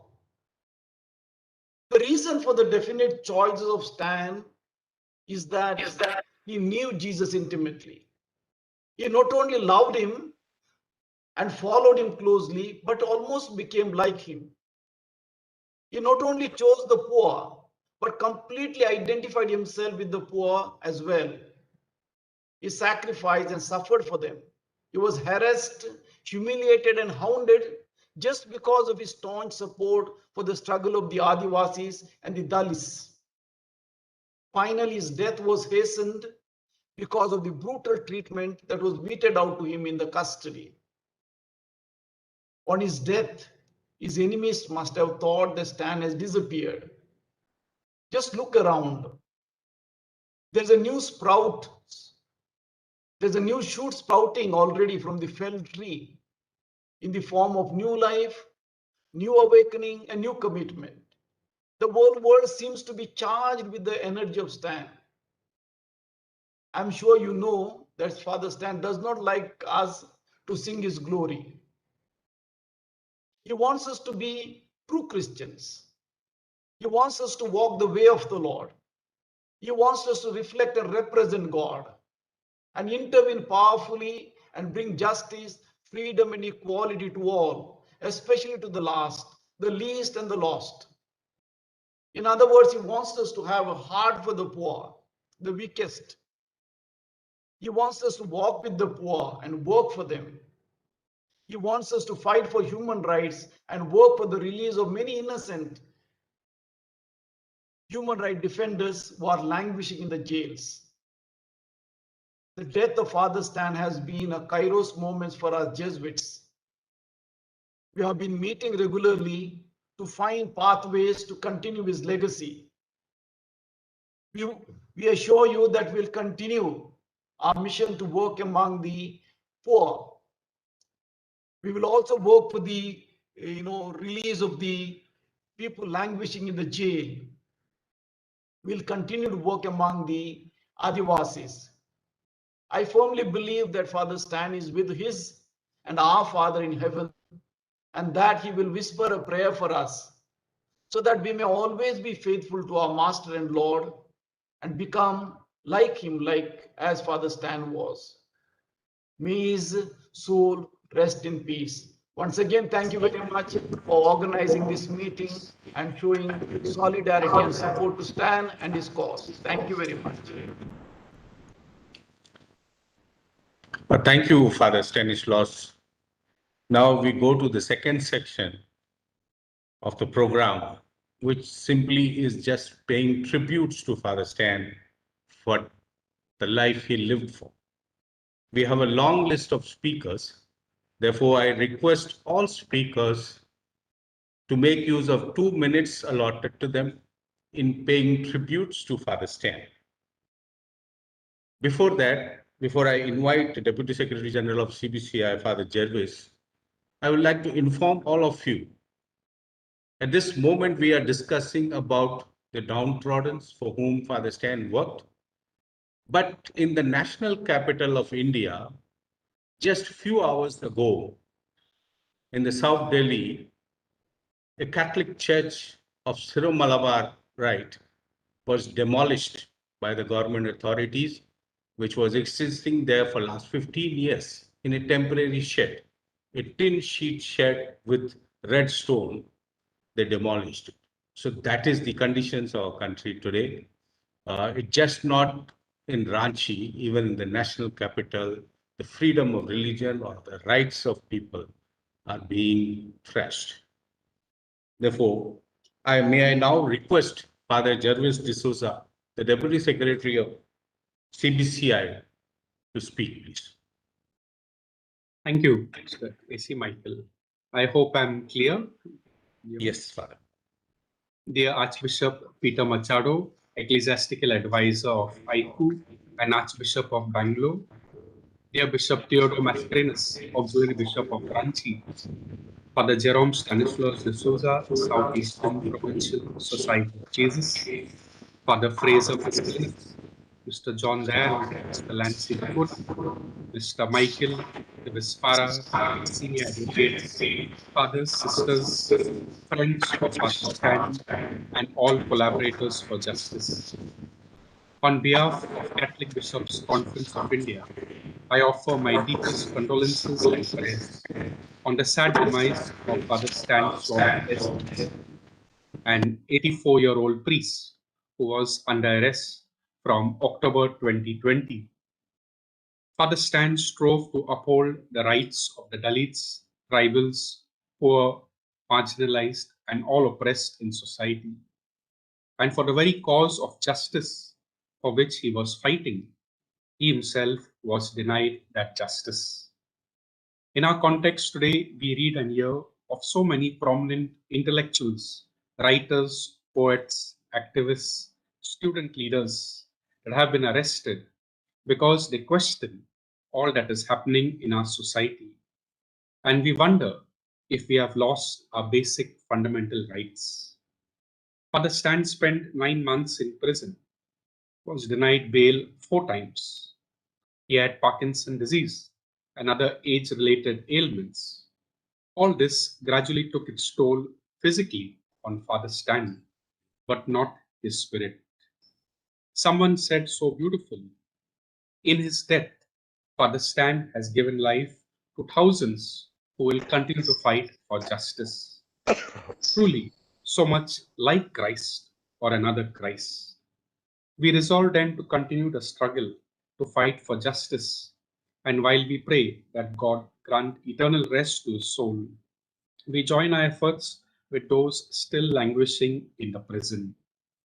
I'd like to conclude then with what former Police Commissioner Julio Ribeiro has said. We can recommend Father Stan for the Nobel Peace Prize, and if awarded posthumously, a tribal should receive it.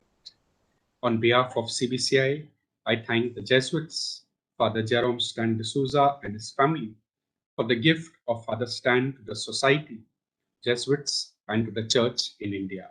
Thank you and God bless. Thank you, Father Jervis. Without taking much time, I will just announce the next speaker, who is an honorable member of Parliament and a very proud member of VVIP member of All India Catholic Union, Mr. Vincent Pala from Shillong. Am I audible? Yes, sir. Good evening, everybody, and I'm grateful to AC Michael and his team of United Christians Forum, and also to All India Catholic Union, who have organized this program in memory of Reverend Father Stan Swamy. Father Stan Swamy was a human rights defender, a man of God, a Jesuit priest for 50 years, was booked under UAPA and was 9 months in custody for false charges of terrorism by NIA. His advocacy for tribals, Dalits, Adivasis, he was with other accused in Bhima Goregaon case, where no charge established despite suffered from Parkinson's disease and an age of 84 years. I personally tried for his release by writing letters to the Honorable Prime Minister of India. I wrote a letter to Honorable Home Minister, and quietly I met quite so many top officials trying to release him direct or indirectly. But I personally feel that I fail in our duty to release him as per the law of the land. And it appears that there's no law when come to a people like Father Stan Swamy. Today, we remember him as an inspiration. So instead of all our failures, let us stand united. My deepest condolence to his family members, the Jesuit family, the lawyers who fought for him, his friends who helped him, and all those who are still languished in jail. May God give them strength to bear the loss.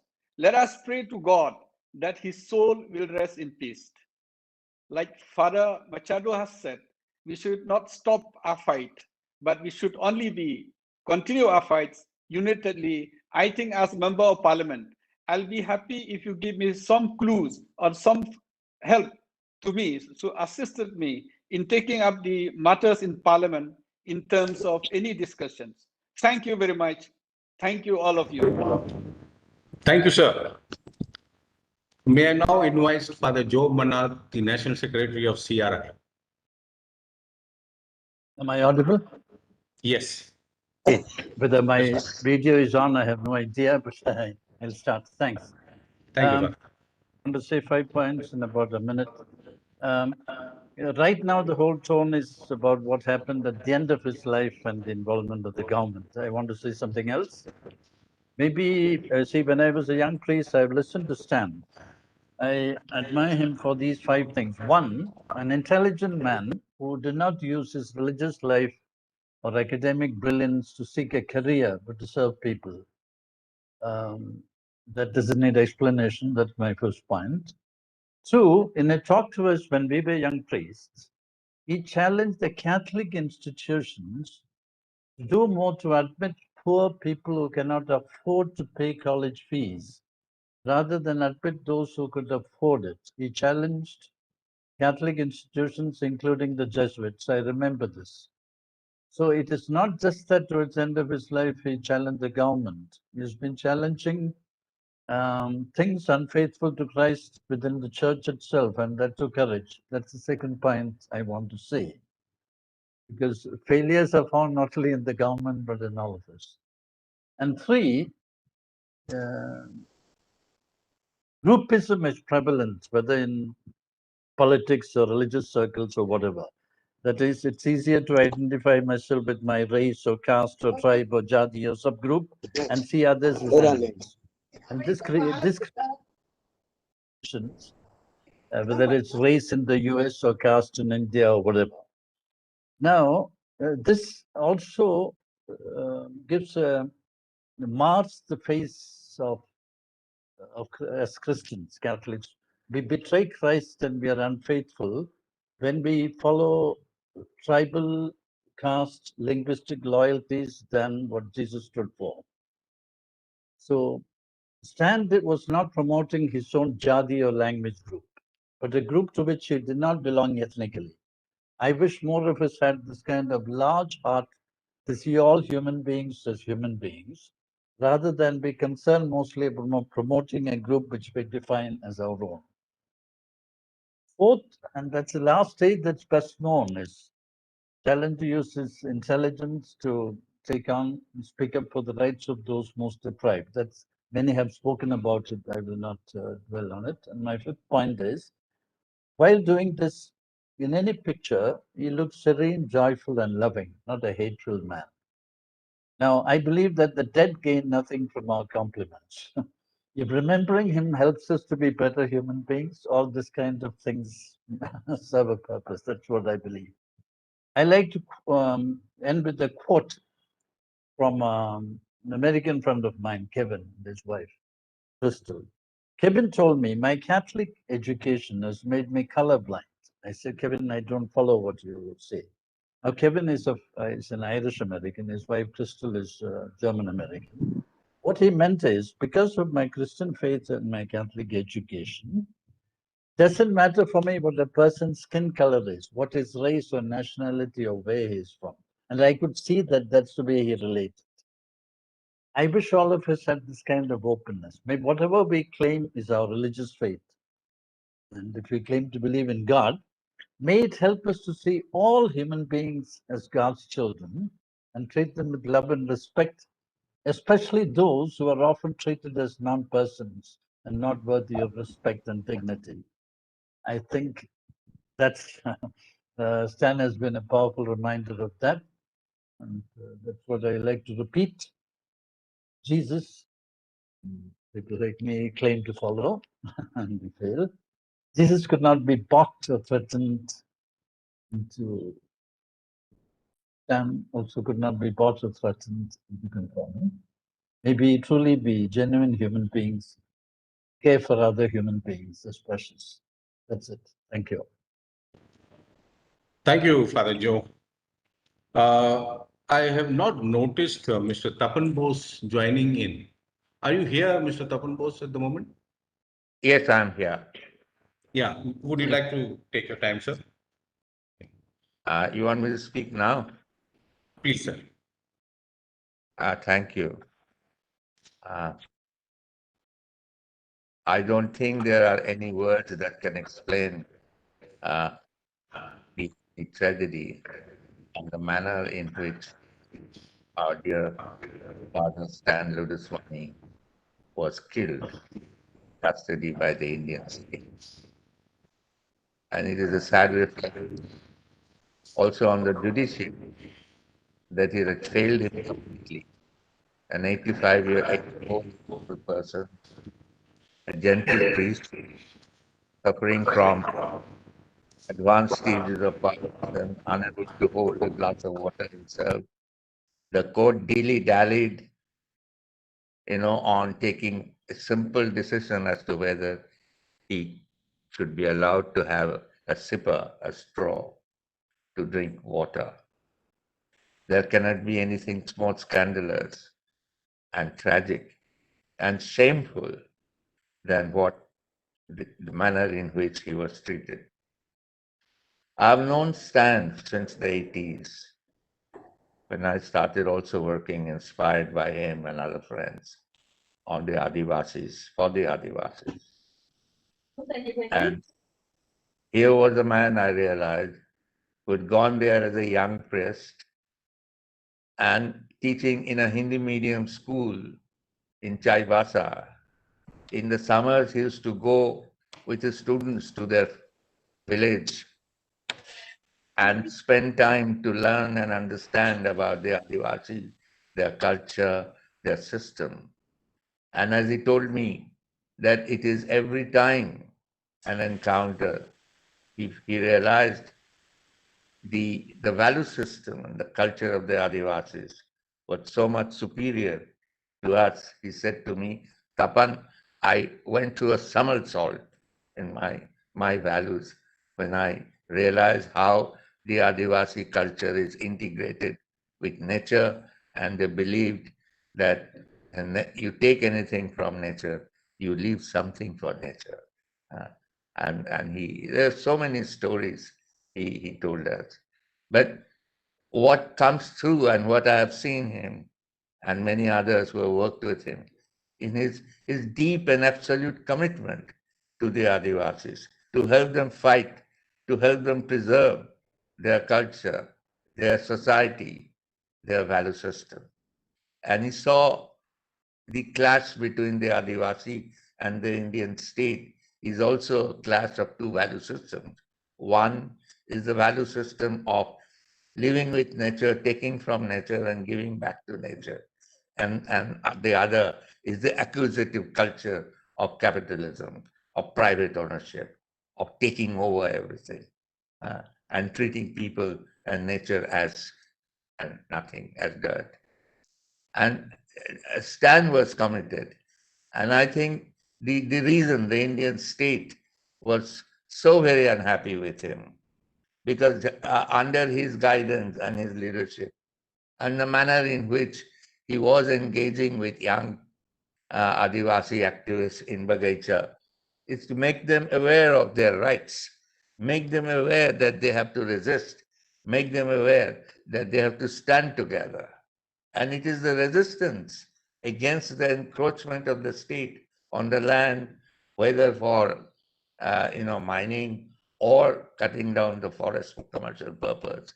It is that resistance that he was able to, the spirit of the resistance and the collective action that Stan was able to imbibe in the people, which is what was the back of this, at the back of the success of the resistance movement in Jharkhand by the Adivasi. If we compare the resistance that the Adivasis have put up in Jharkhand with the resistance that the Adivasis have been able to put up in Odisha, in Bihar, in Andhra Pradesh, you find the Adivasi people's resistance in Jharkhand was a lot more effective.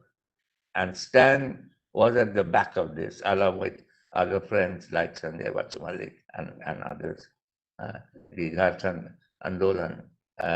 And it is that qualitative change in the resistance movement of the Adivasi in Jharkhand that Stan was able to create and build and strengthen. That is exactly what is the reason I believe that the Indian state decided he had to be removed. And that is exactly what they did. They planned his removal and they planned his killing. I cannot tell you how deeply sad and how angry I feel. And I'm quite sure there are many in Jharkhand and all over the country who are equally angry with what the Indian state has done to our dear father Stan Swamy. I pray for it. I will be with the spirit of it, and I will do everything that I can to keep his work alive. Thank you very much. Thank you, Tapan sir. May I now invite Reverend Richard Howell, the General Secretary of EFI Council of Churches.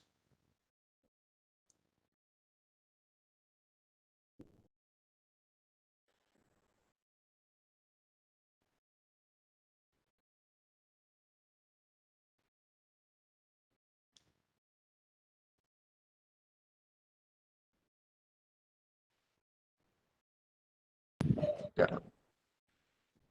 Are you there, Reverend Richard Howell? Sir, I think you're on mute. Okay. No, I was muted. Okay. On behalf of EFI Council of Churches and its chairman, Reverend D. Mohan, the General Superintendent of the Assemblies of God, we pay our tribute to the memory of a martyr. There are three things among what all has been said I would like to point out. Three virtues which should be in any follower of Christ.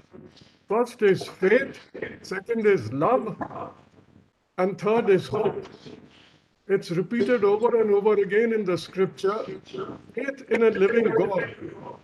Father Stan symbolized it, embodied it. Faith. Without faith, it is impossible to please God.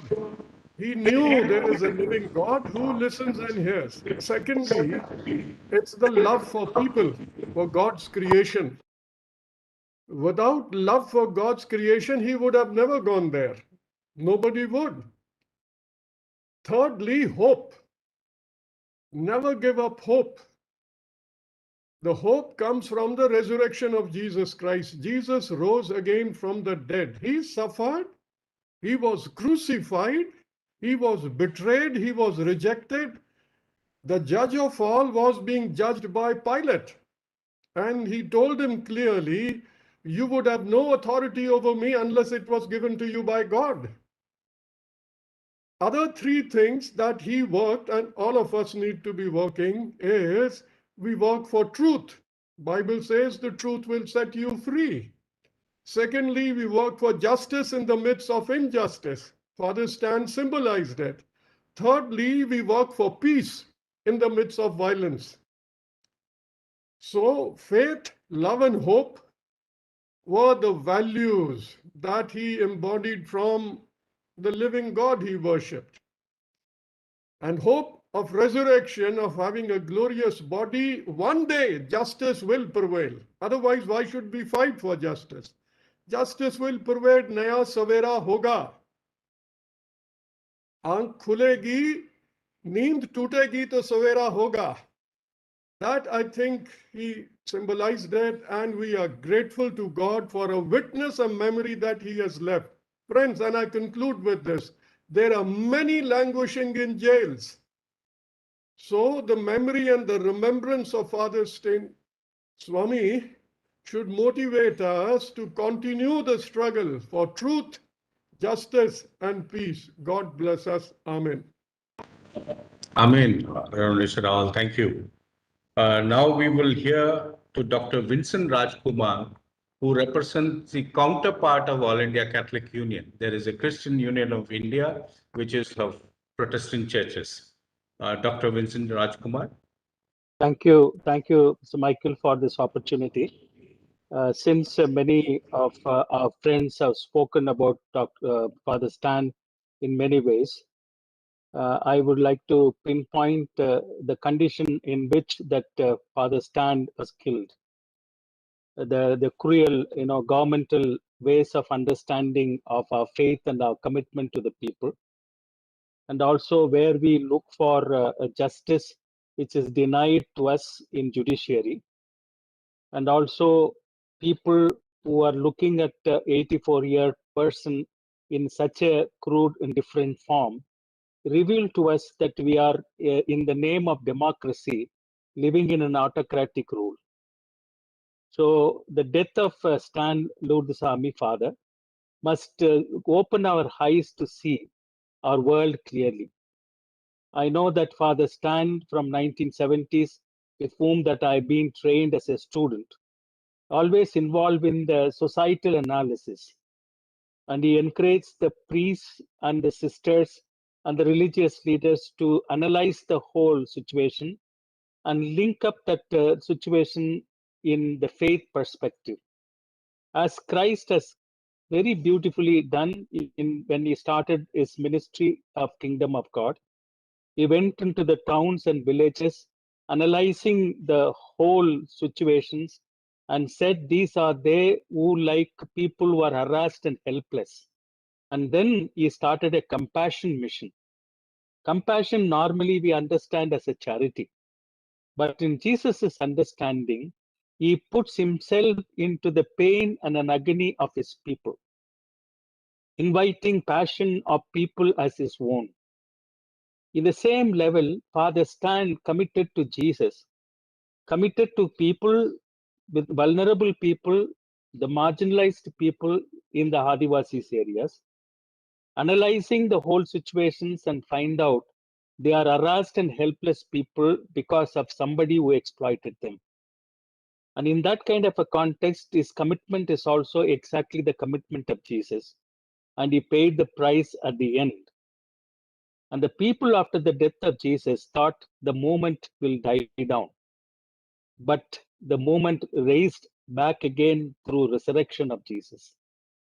In the same level, what we are now being placed, the death of Stan should encourage us to hope for a new life in this world.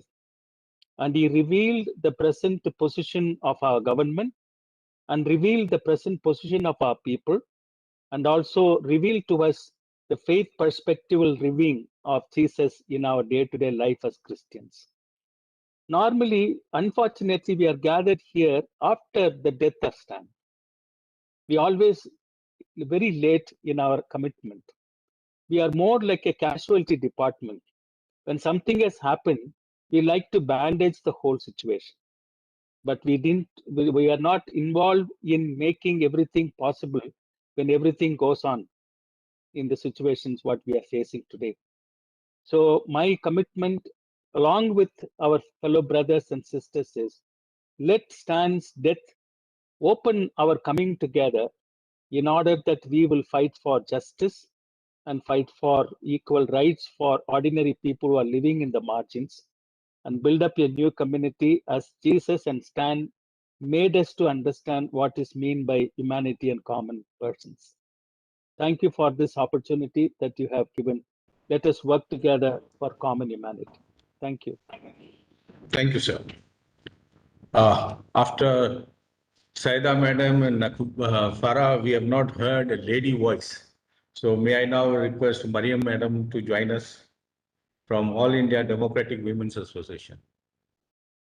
Mariam. I'd like to thank the All India Catholic Union for giving me the opportunity to pay my homage on behalf of the All India Women's Association to Father Stan Swamy. Father Stan Swamy was not just an individual. He represented a big section of people, of human rights activists in the country who are trying to do their bit to improve the conditions of the people in their own way. We're now fighting for the rights of the people. As many of the speakers over here have already said, that invariably there will be the regime in power. There will be people who will have vested interests in sustaining the exploitative system, and they are the ones who will try to silence the voices of all these activists. And Father Stan Swamy was one of them. It's not a death. We very clearly feel it's an institutional murder by a heartless, tyrannical regime in power. Father Stan Swamy was fighting for the tribals in Jharkhand. Similarly, all over the country, there are hundreds and thousands of people who are fighting for the rights of the depressed classes, of the minorities. And today, every day, are facing a threat to their lives, to be incarcerated and to be stamped with false cases and put in behind bars to silence their voices. But I'm sure, just as Father Stan never gave up, in jail, he continued in his own humble, polite manner to keep up the spirits of people like us who have continuously tried to use moments of their lives to raise the voice for those who are voiceless in our country. I think this homage would be if all of us resolve that those who are in power, why did they find Father Stan as a threat? A very humble, kind, absolutely peaceful kind of a human being. Why was he a threat? He was a threat because his struggle did not allow the rights of those whom this government wanted to snatch away. He didn't allow them to be snatched away. Land is being taken over, water is being taken over, forests are being taken over, and where will all the poor go? So that is why all of us together, just as one of the persons speaking has talked about a church being demolished in Delhi, everywhere we are facing this threat. And the very idea of India that Father Stan fought for as it's existing ever since independence is under threat. So all of us, we need to preserve this secular democratic identity of India, to be able to live as free human beings, to be able to have a right to life and liberty to speak. We shall fight, we shall win, we shall continue to raise our voice. The All India Democratic Women's Association affirms, resolves that we are there very much in this struggle, will not give up till the dreams for which Father Stan led his life are fulfilled. With these words, I thank all of you for giving me the opportunity to pay our homage on behalf of the All India Democratic Women's Association. Together we are in this, together we shall remain, together as Indian citizens, we shall preserve the identity and legacy of Father Stan. Thank you very much. Thank you, Madam Mariam. Now may I invite Dr. Michael Williams from the United Christian Forum to speak. Thank you, Brother AC. Good evening, everybody. And on behalf of the United Christian Forum, collectively, our hearts and our deepest condolences to the family members of Father Stan, his friends, his colleagues, his co-workers, all those who shared the dream, the vision, all those who worked on his behalf, and all the others who are suffering in jail under this particular regime. Interestingly, the first time India is mentioned in the Bible, it is in the book of Esther, chapter 1, verse 1. And a few verses down in chapter 1, we come across this phrase that has now become part of the English parlance, which is part of the law lexicon, called the law of the Medes and the Persians. These were laws that were supposed to be never amended. And we find for the first time that a law was created which could hurt the minority community. The case of the Jews, Mordecai, Esther, we know the story under King Xerxes, who ruled India at that time. The law was applicable over here. Also in the book of Daniel during the reign of Darius, again we find the phrase, the law of the Medes and the Persians, when a law was made to target a minority community. Again, this time it was the Jews. And we find that new laws were written and victory was finally got. I've heard many of us talking about the fact that we have to continue the fight for Father Stan, which is the most important thing that we must take out of this. Because on earth, for our own satisfaction, for the dignity of all those around, we need cleansing and closure to the stains that have been put on him for whatever reasons. But where Father Stan is right now, he stands pure. He stands spotless. He stands rewarded. And I just want to read a very small passage before I close. This is the crux, the heart of why Father Stan continued his struggle 84 years for the Adivasis and the other minorities who are being afflicted.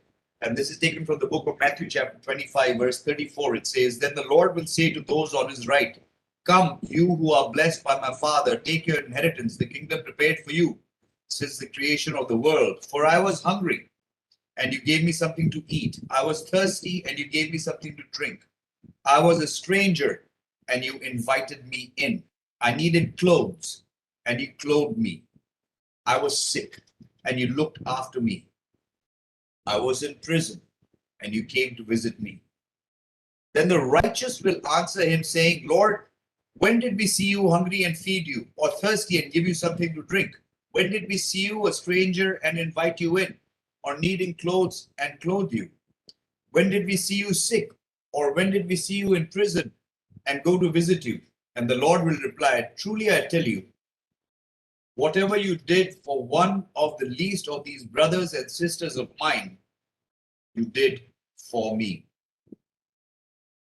And if you've seen the frontline article on Father Stan, this is the opening paragraph, and these are his words, and I conclude. "What is happening to me is not something unique. It is the broader process that is taking place all over the country. We are all aware how prominent intellectuals, writers, poets, activists, student leaders have been put into jail because they have expressed their dissent or raised questions on the ruling powers. We are part of this process. In a way, I am happy to be part of this process because I am not a silent spectator. I am part of the game. I'm ready to pay the price, whatever it may be." And so we are grateful to these words of Father Stan, to the vision that he stood for. And yes, the call to us as a community to continue this stands. And as a member of the United Christian Forum, we commit our cause, our dedication to fighting this cause. Thank you. Thank you, sir. May I now invite Mr. Dev Desai from Anhad.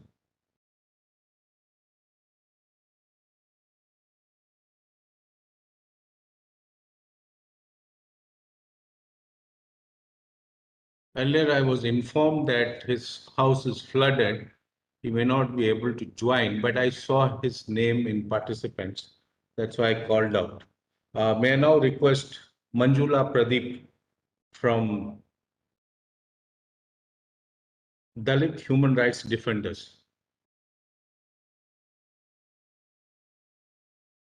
I hope I'm audible.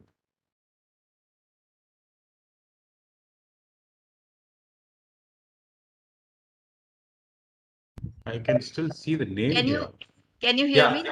Okay, Yes, thank you. yes, Thank you. please come. Yeah. Thank you.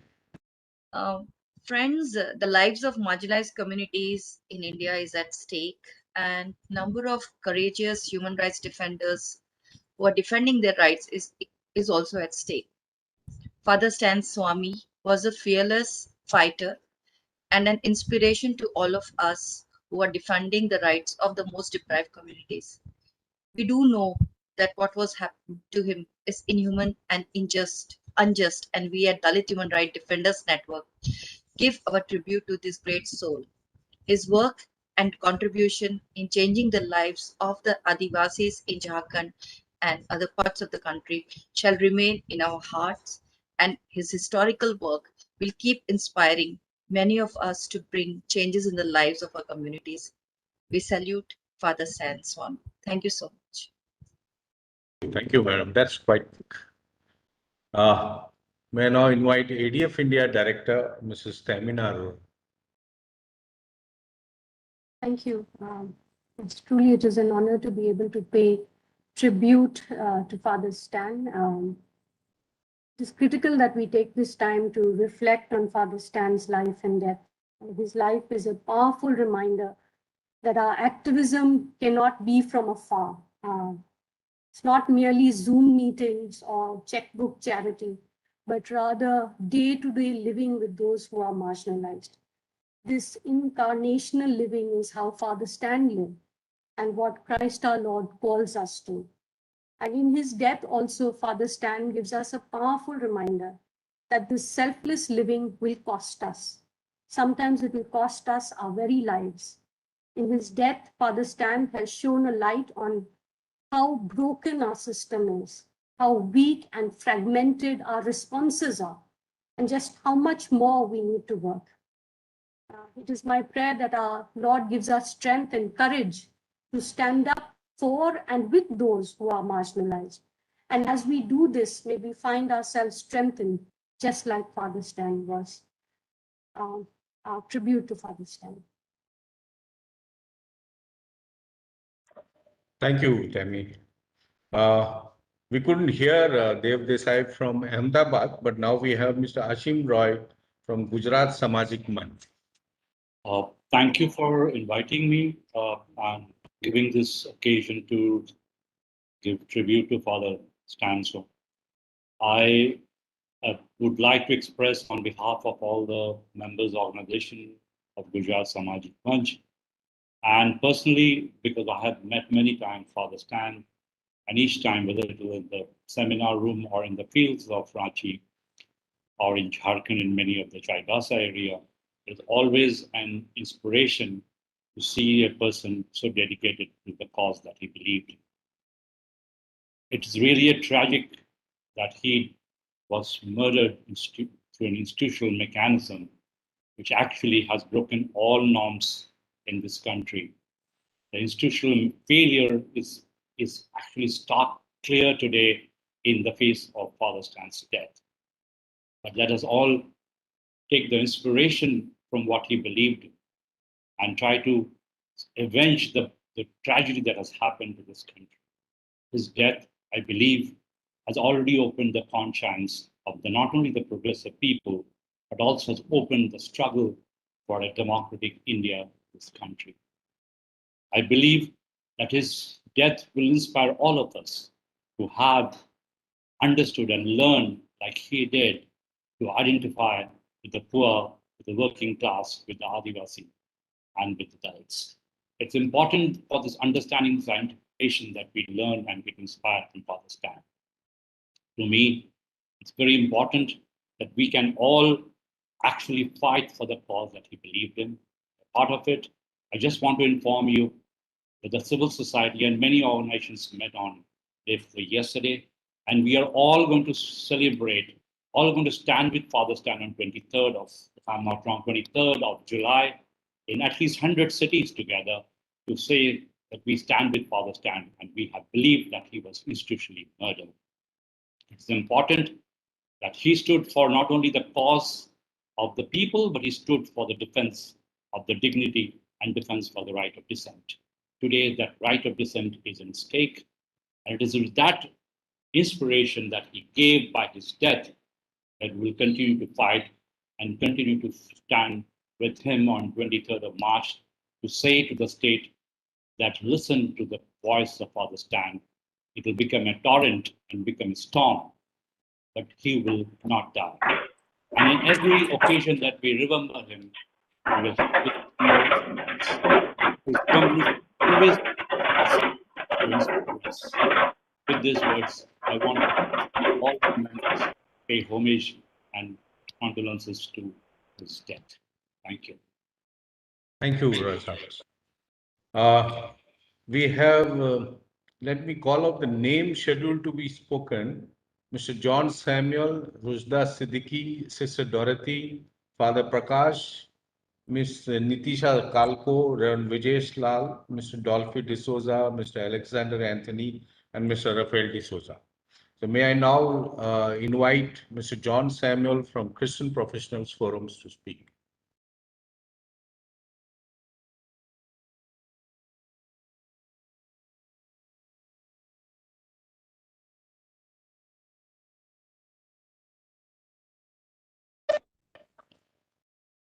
Mr. John Samuel?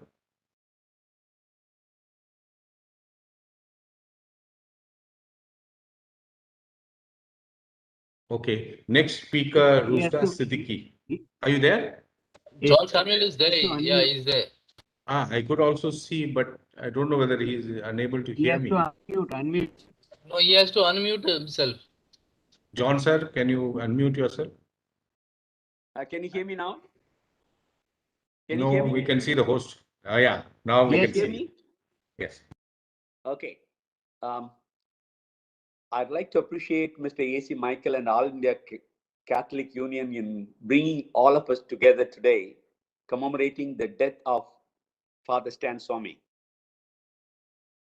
I have not met Father Stan Swamy, but I am aware that he lived a life of service for the poor and the downtrodden, the least and the last, the Adivasis and the underprivileged. I'm aware that he was a Jesuit priest committed to be the salt and the light of the nation, following the model of Jesus Christ. No doubt, he is a role model to all of us to stand for righteousness and justice. In fact, I studied in a college run by the Jesuits, and I am fully aware of the commitment and the devotion of the Catholic priests associated with the Jesuit community, Society of Jesus. And when I think of Father Stan as a Jesuit priest, my value towards him definitely goes up in a substantial manner. Father Stan reminds me of the mission statement of Jesus Christ as given in the Bible. It was a Sabbath day. Jesus comes to the synagogue in Nazareth. He was asked to read the scriptures from the prophets. Jesus, searching for a familiar text, unrolls it, and he reads the following words: "The Spirit of the Lord is upon me, because he has anointed me to preach good news to the poor. He has sent me to heal the brokenhearted, to proclaim release to the captives, recovering of sight to the blind, to deliver those who are crushed." We are all aware that this is the mission statement of Jesus Christ, and this is what Father Stan stood for in his entire life. That's the reason I appreciate him. And this is the reason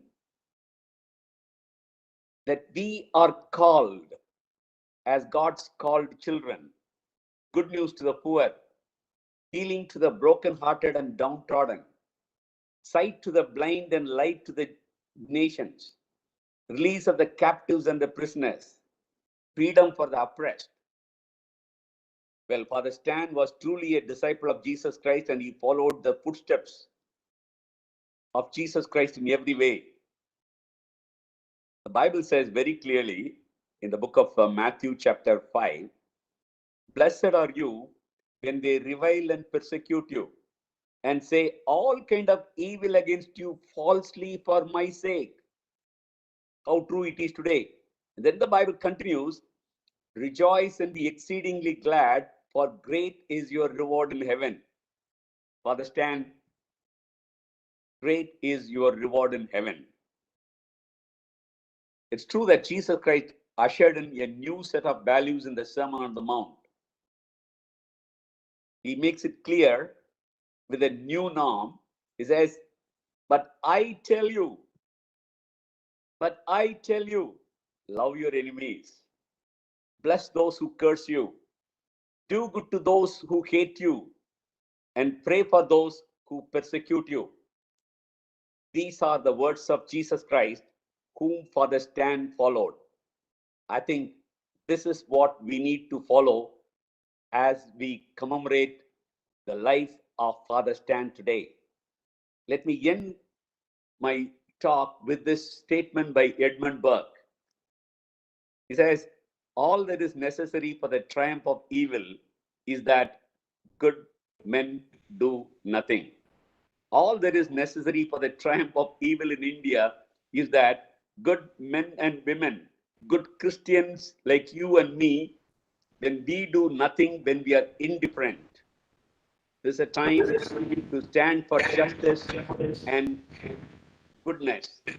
May we put these values into practice, and may we be instruments of God's healing, love, peace, and justice in a hurting world. Thank you. Thank you, sir. Now, may I invite from National Federation of Indian Women, Rushda Siddiqui, and also request Sister Dorothy Fernandez to be ready to speak after Ms. Siddiqui.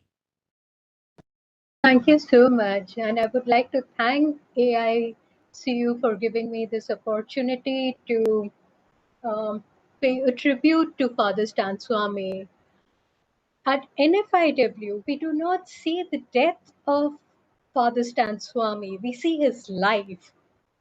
For us, he's an inspiration because of what he did in his life. We're not mourning his death, we're celebrating his life. You realize how important it is to understand that there is a man who has education, who has everything. And he goes to the poorest of the poor, the most illiterate of the populations, and does nothing much but just tells them about what it is to be a human being. Their rights, their constitutional rights. If they tell him a problem, he just sits with them. If they want to go protest, they want to ask for their rights, all that he does is sit with them and support them. And that is what every activist at NFIW is learning. How to communicate, how to live the life that he lived. It is very, very important for all of us here to understand he did nothing very spectacular. As the speaker before me said, he was just following the word of the Lord. For the tribals, he was just telling them their constitutional rights. If that is what constitutes terrorism, that in itself is a problem for the country. He needed an extra constitutional law, an extra constitutional act to be arrested, tortured, persecuted, and killed. We must never forget acts like the UAPA, the PSA, any of the other sedition laws or any of the other laws under which people are being arrested are all extra constitutional laws. They are not within the framework of the law. They are extra legal.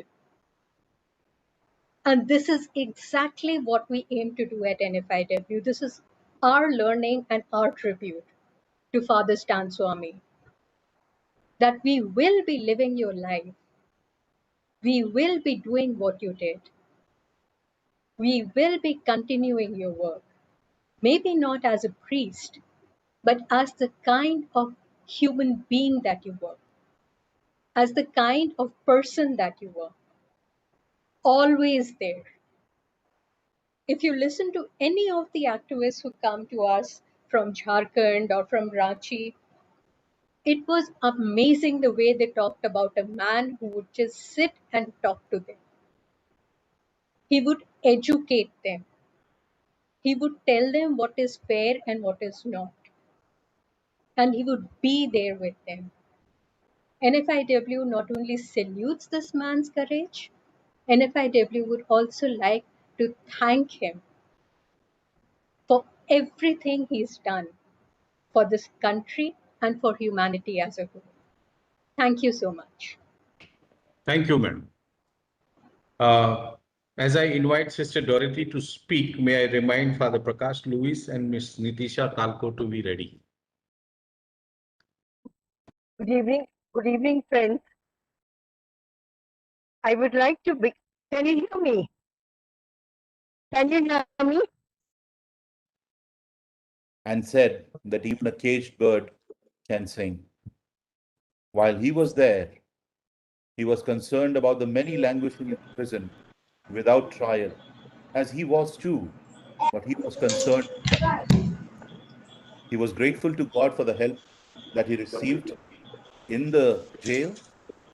And when I read his words, his letters from the jail, I marveled one could not sense bitterness in the man at all, and in his words.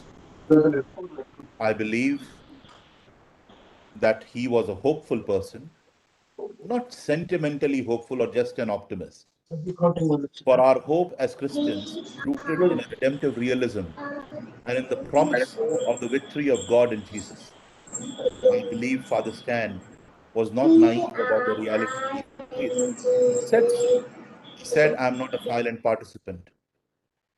He was truly a radical disciple of Christ who chose to pour out his life in service of the people who are made in the image of God, the God that he loved, the God that he served. It is important that his ministry of justice and reconciliation should go on, and it's up to us now to continue it. Thank you. Dr. Nina Joseph, can you please unmute yourself? Thank you, Reverend Vijesh Lal, for staying back for such a long time. And you are the General Secretary of EFI, Evangelical Fellowship of India, the third largest national body of India. I hope I was not muted all the time. I just No, checked. you were. You were very much. We could hear you. Okay, thank you. Yeah. If Father Prakash Louis or Sister Dorothy has joined back, I think they have not been able to join back. And what about Miss Nitisha Kalko from National Council of Women Leaders? We seem to have lost quite many for technical failure due to technical failure. Now, sorry.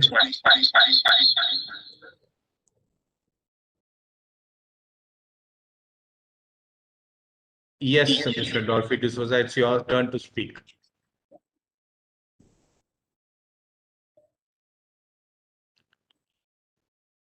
Can you hear me, Michael? Yes, yes, we can. Archbishop Peter Machado. Oh. Can you hear me? Yes, yes. Yes, loud and clear. You can Archbishop Peter Machado, President Lancy of the AICU, President Rafael, BCS President, Senior Advocate Mihir Desai, and AC Michael for the judge. I think the greatest tribute that we can offer to Father Swamy is for the issues that he stood for. I recall an article in the Hindustan Times of 14th August 2012, where Father Stan wrote an article that more than 4,000 Adivasis under the displaced charge of Naxalites have been arrested in jail. And I then heard Father Vincent Eka talking about the various demands that have been for the Adivasis on the Jharkhand government which are pending. The greatest tribute would be to fight for this collectively. Another greatest tribute would be, while civil society agitates, is to put pressure on all political parties, opposition parties, to basically work on repealing the UAPA, which is totally an unconstitutional law which has been misused. Another thing that we need to do as a tribute is demand the release of all those who are incarcerated in the Bhiman Koregaon case. Let them out of jail, let the trial proceed. But just don't hold them in the jails because some of them are very, very old and we don't want any more deaths that would happen. And all those who are incarcerated, specifically Dalits, Muslims, Christians, and the vulnerable community, under the pretext of people who are dissenting against whether CAA, NRC, or any other wrongs that the state is doing. And I like to conclude that among all the viruses, the most dangerous is the virus of dissent. The state gets rattled if you get it. And we must continue with our dissent against injustices which Father Stan gave his life for. That would be the greatest tribute. Stan का बुलावा है कि संघर्ष जारी रखना. And I think this is a collective challenge for all of us to work towards realizing what he fought for. Thank you on behalf of Bombay Catholic Sabha. Thank you, Dolphy sir. Now we have a last speaker to speak, Mr. Alexander Anthony, the treasurer of All India Catholic Union, the man who owes the money. And of course, the final is the vote of thanks, Mr. Rafael D'Souza. Am I audible? Yes. A biblical verse that came to my mind on hearing the death of Father Stan Swamy, a martyr for the tribals and indigenous people, was from the Gospel of St. John, chapter 15, verse 13. Greater love has no one than this, to lay down one's life for one's friends. And that's what Father Stan Swamy did all his life, to give his life and finally gave up his life for his friends. Father Stan is no more. His struggle is over. Ours begins now. Yes, we should continue this struggle and keep it alive. All India Catholic Union has organized this homage in memory of Father Stan Swamy. Many of our affiliated units, diocesan associations in various states have fought and protested when Father Stan Swamy was arrested and continue their protests on and after his death also. I conclude with the words of another martyr who was martyred in 1980, Archbishop Romero of El Salvador, who said before his death, "I do not believe in death without resurrection. If they kill me, I will rise again in my people." Father Stan Swamy has risen among its people. Thank you and God bless.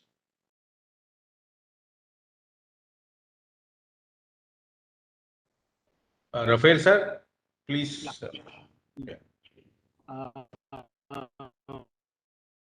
On behalf of the All India Catholic Union, it is my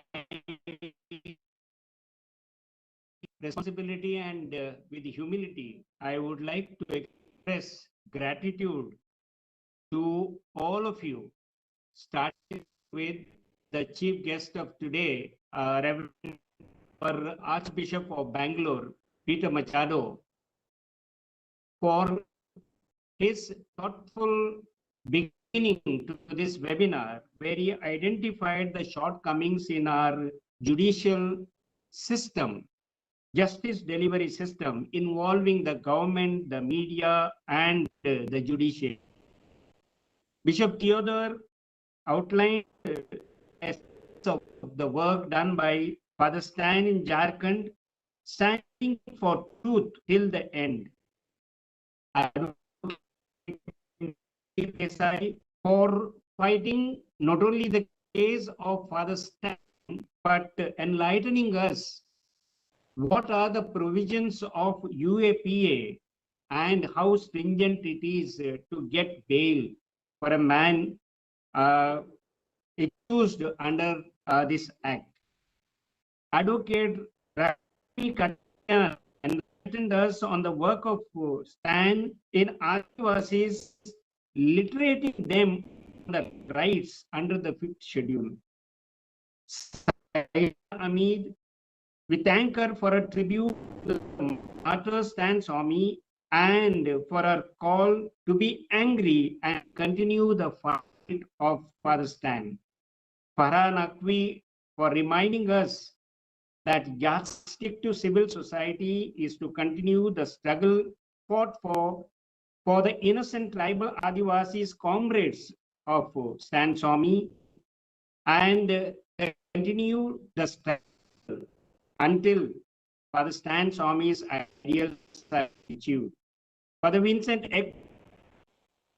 outlined the questions raised by Father Swamy to the establishment. Why the 5th schedule has not been implemented?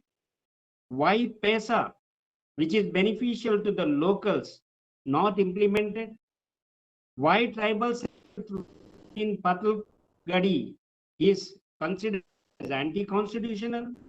Why Forest Land Act failed to provide land to the Adivasis? And why Samta judgment is not implemented by all states?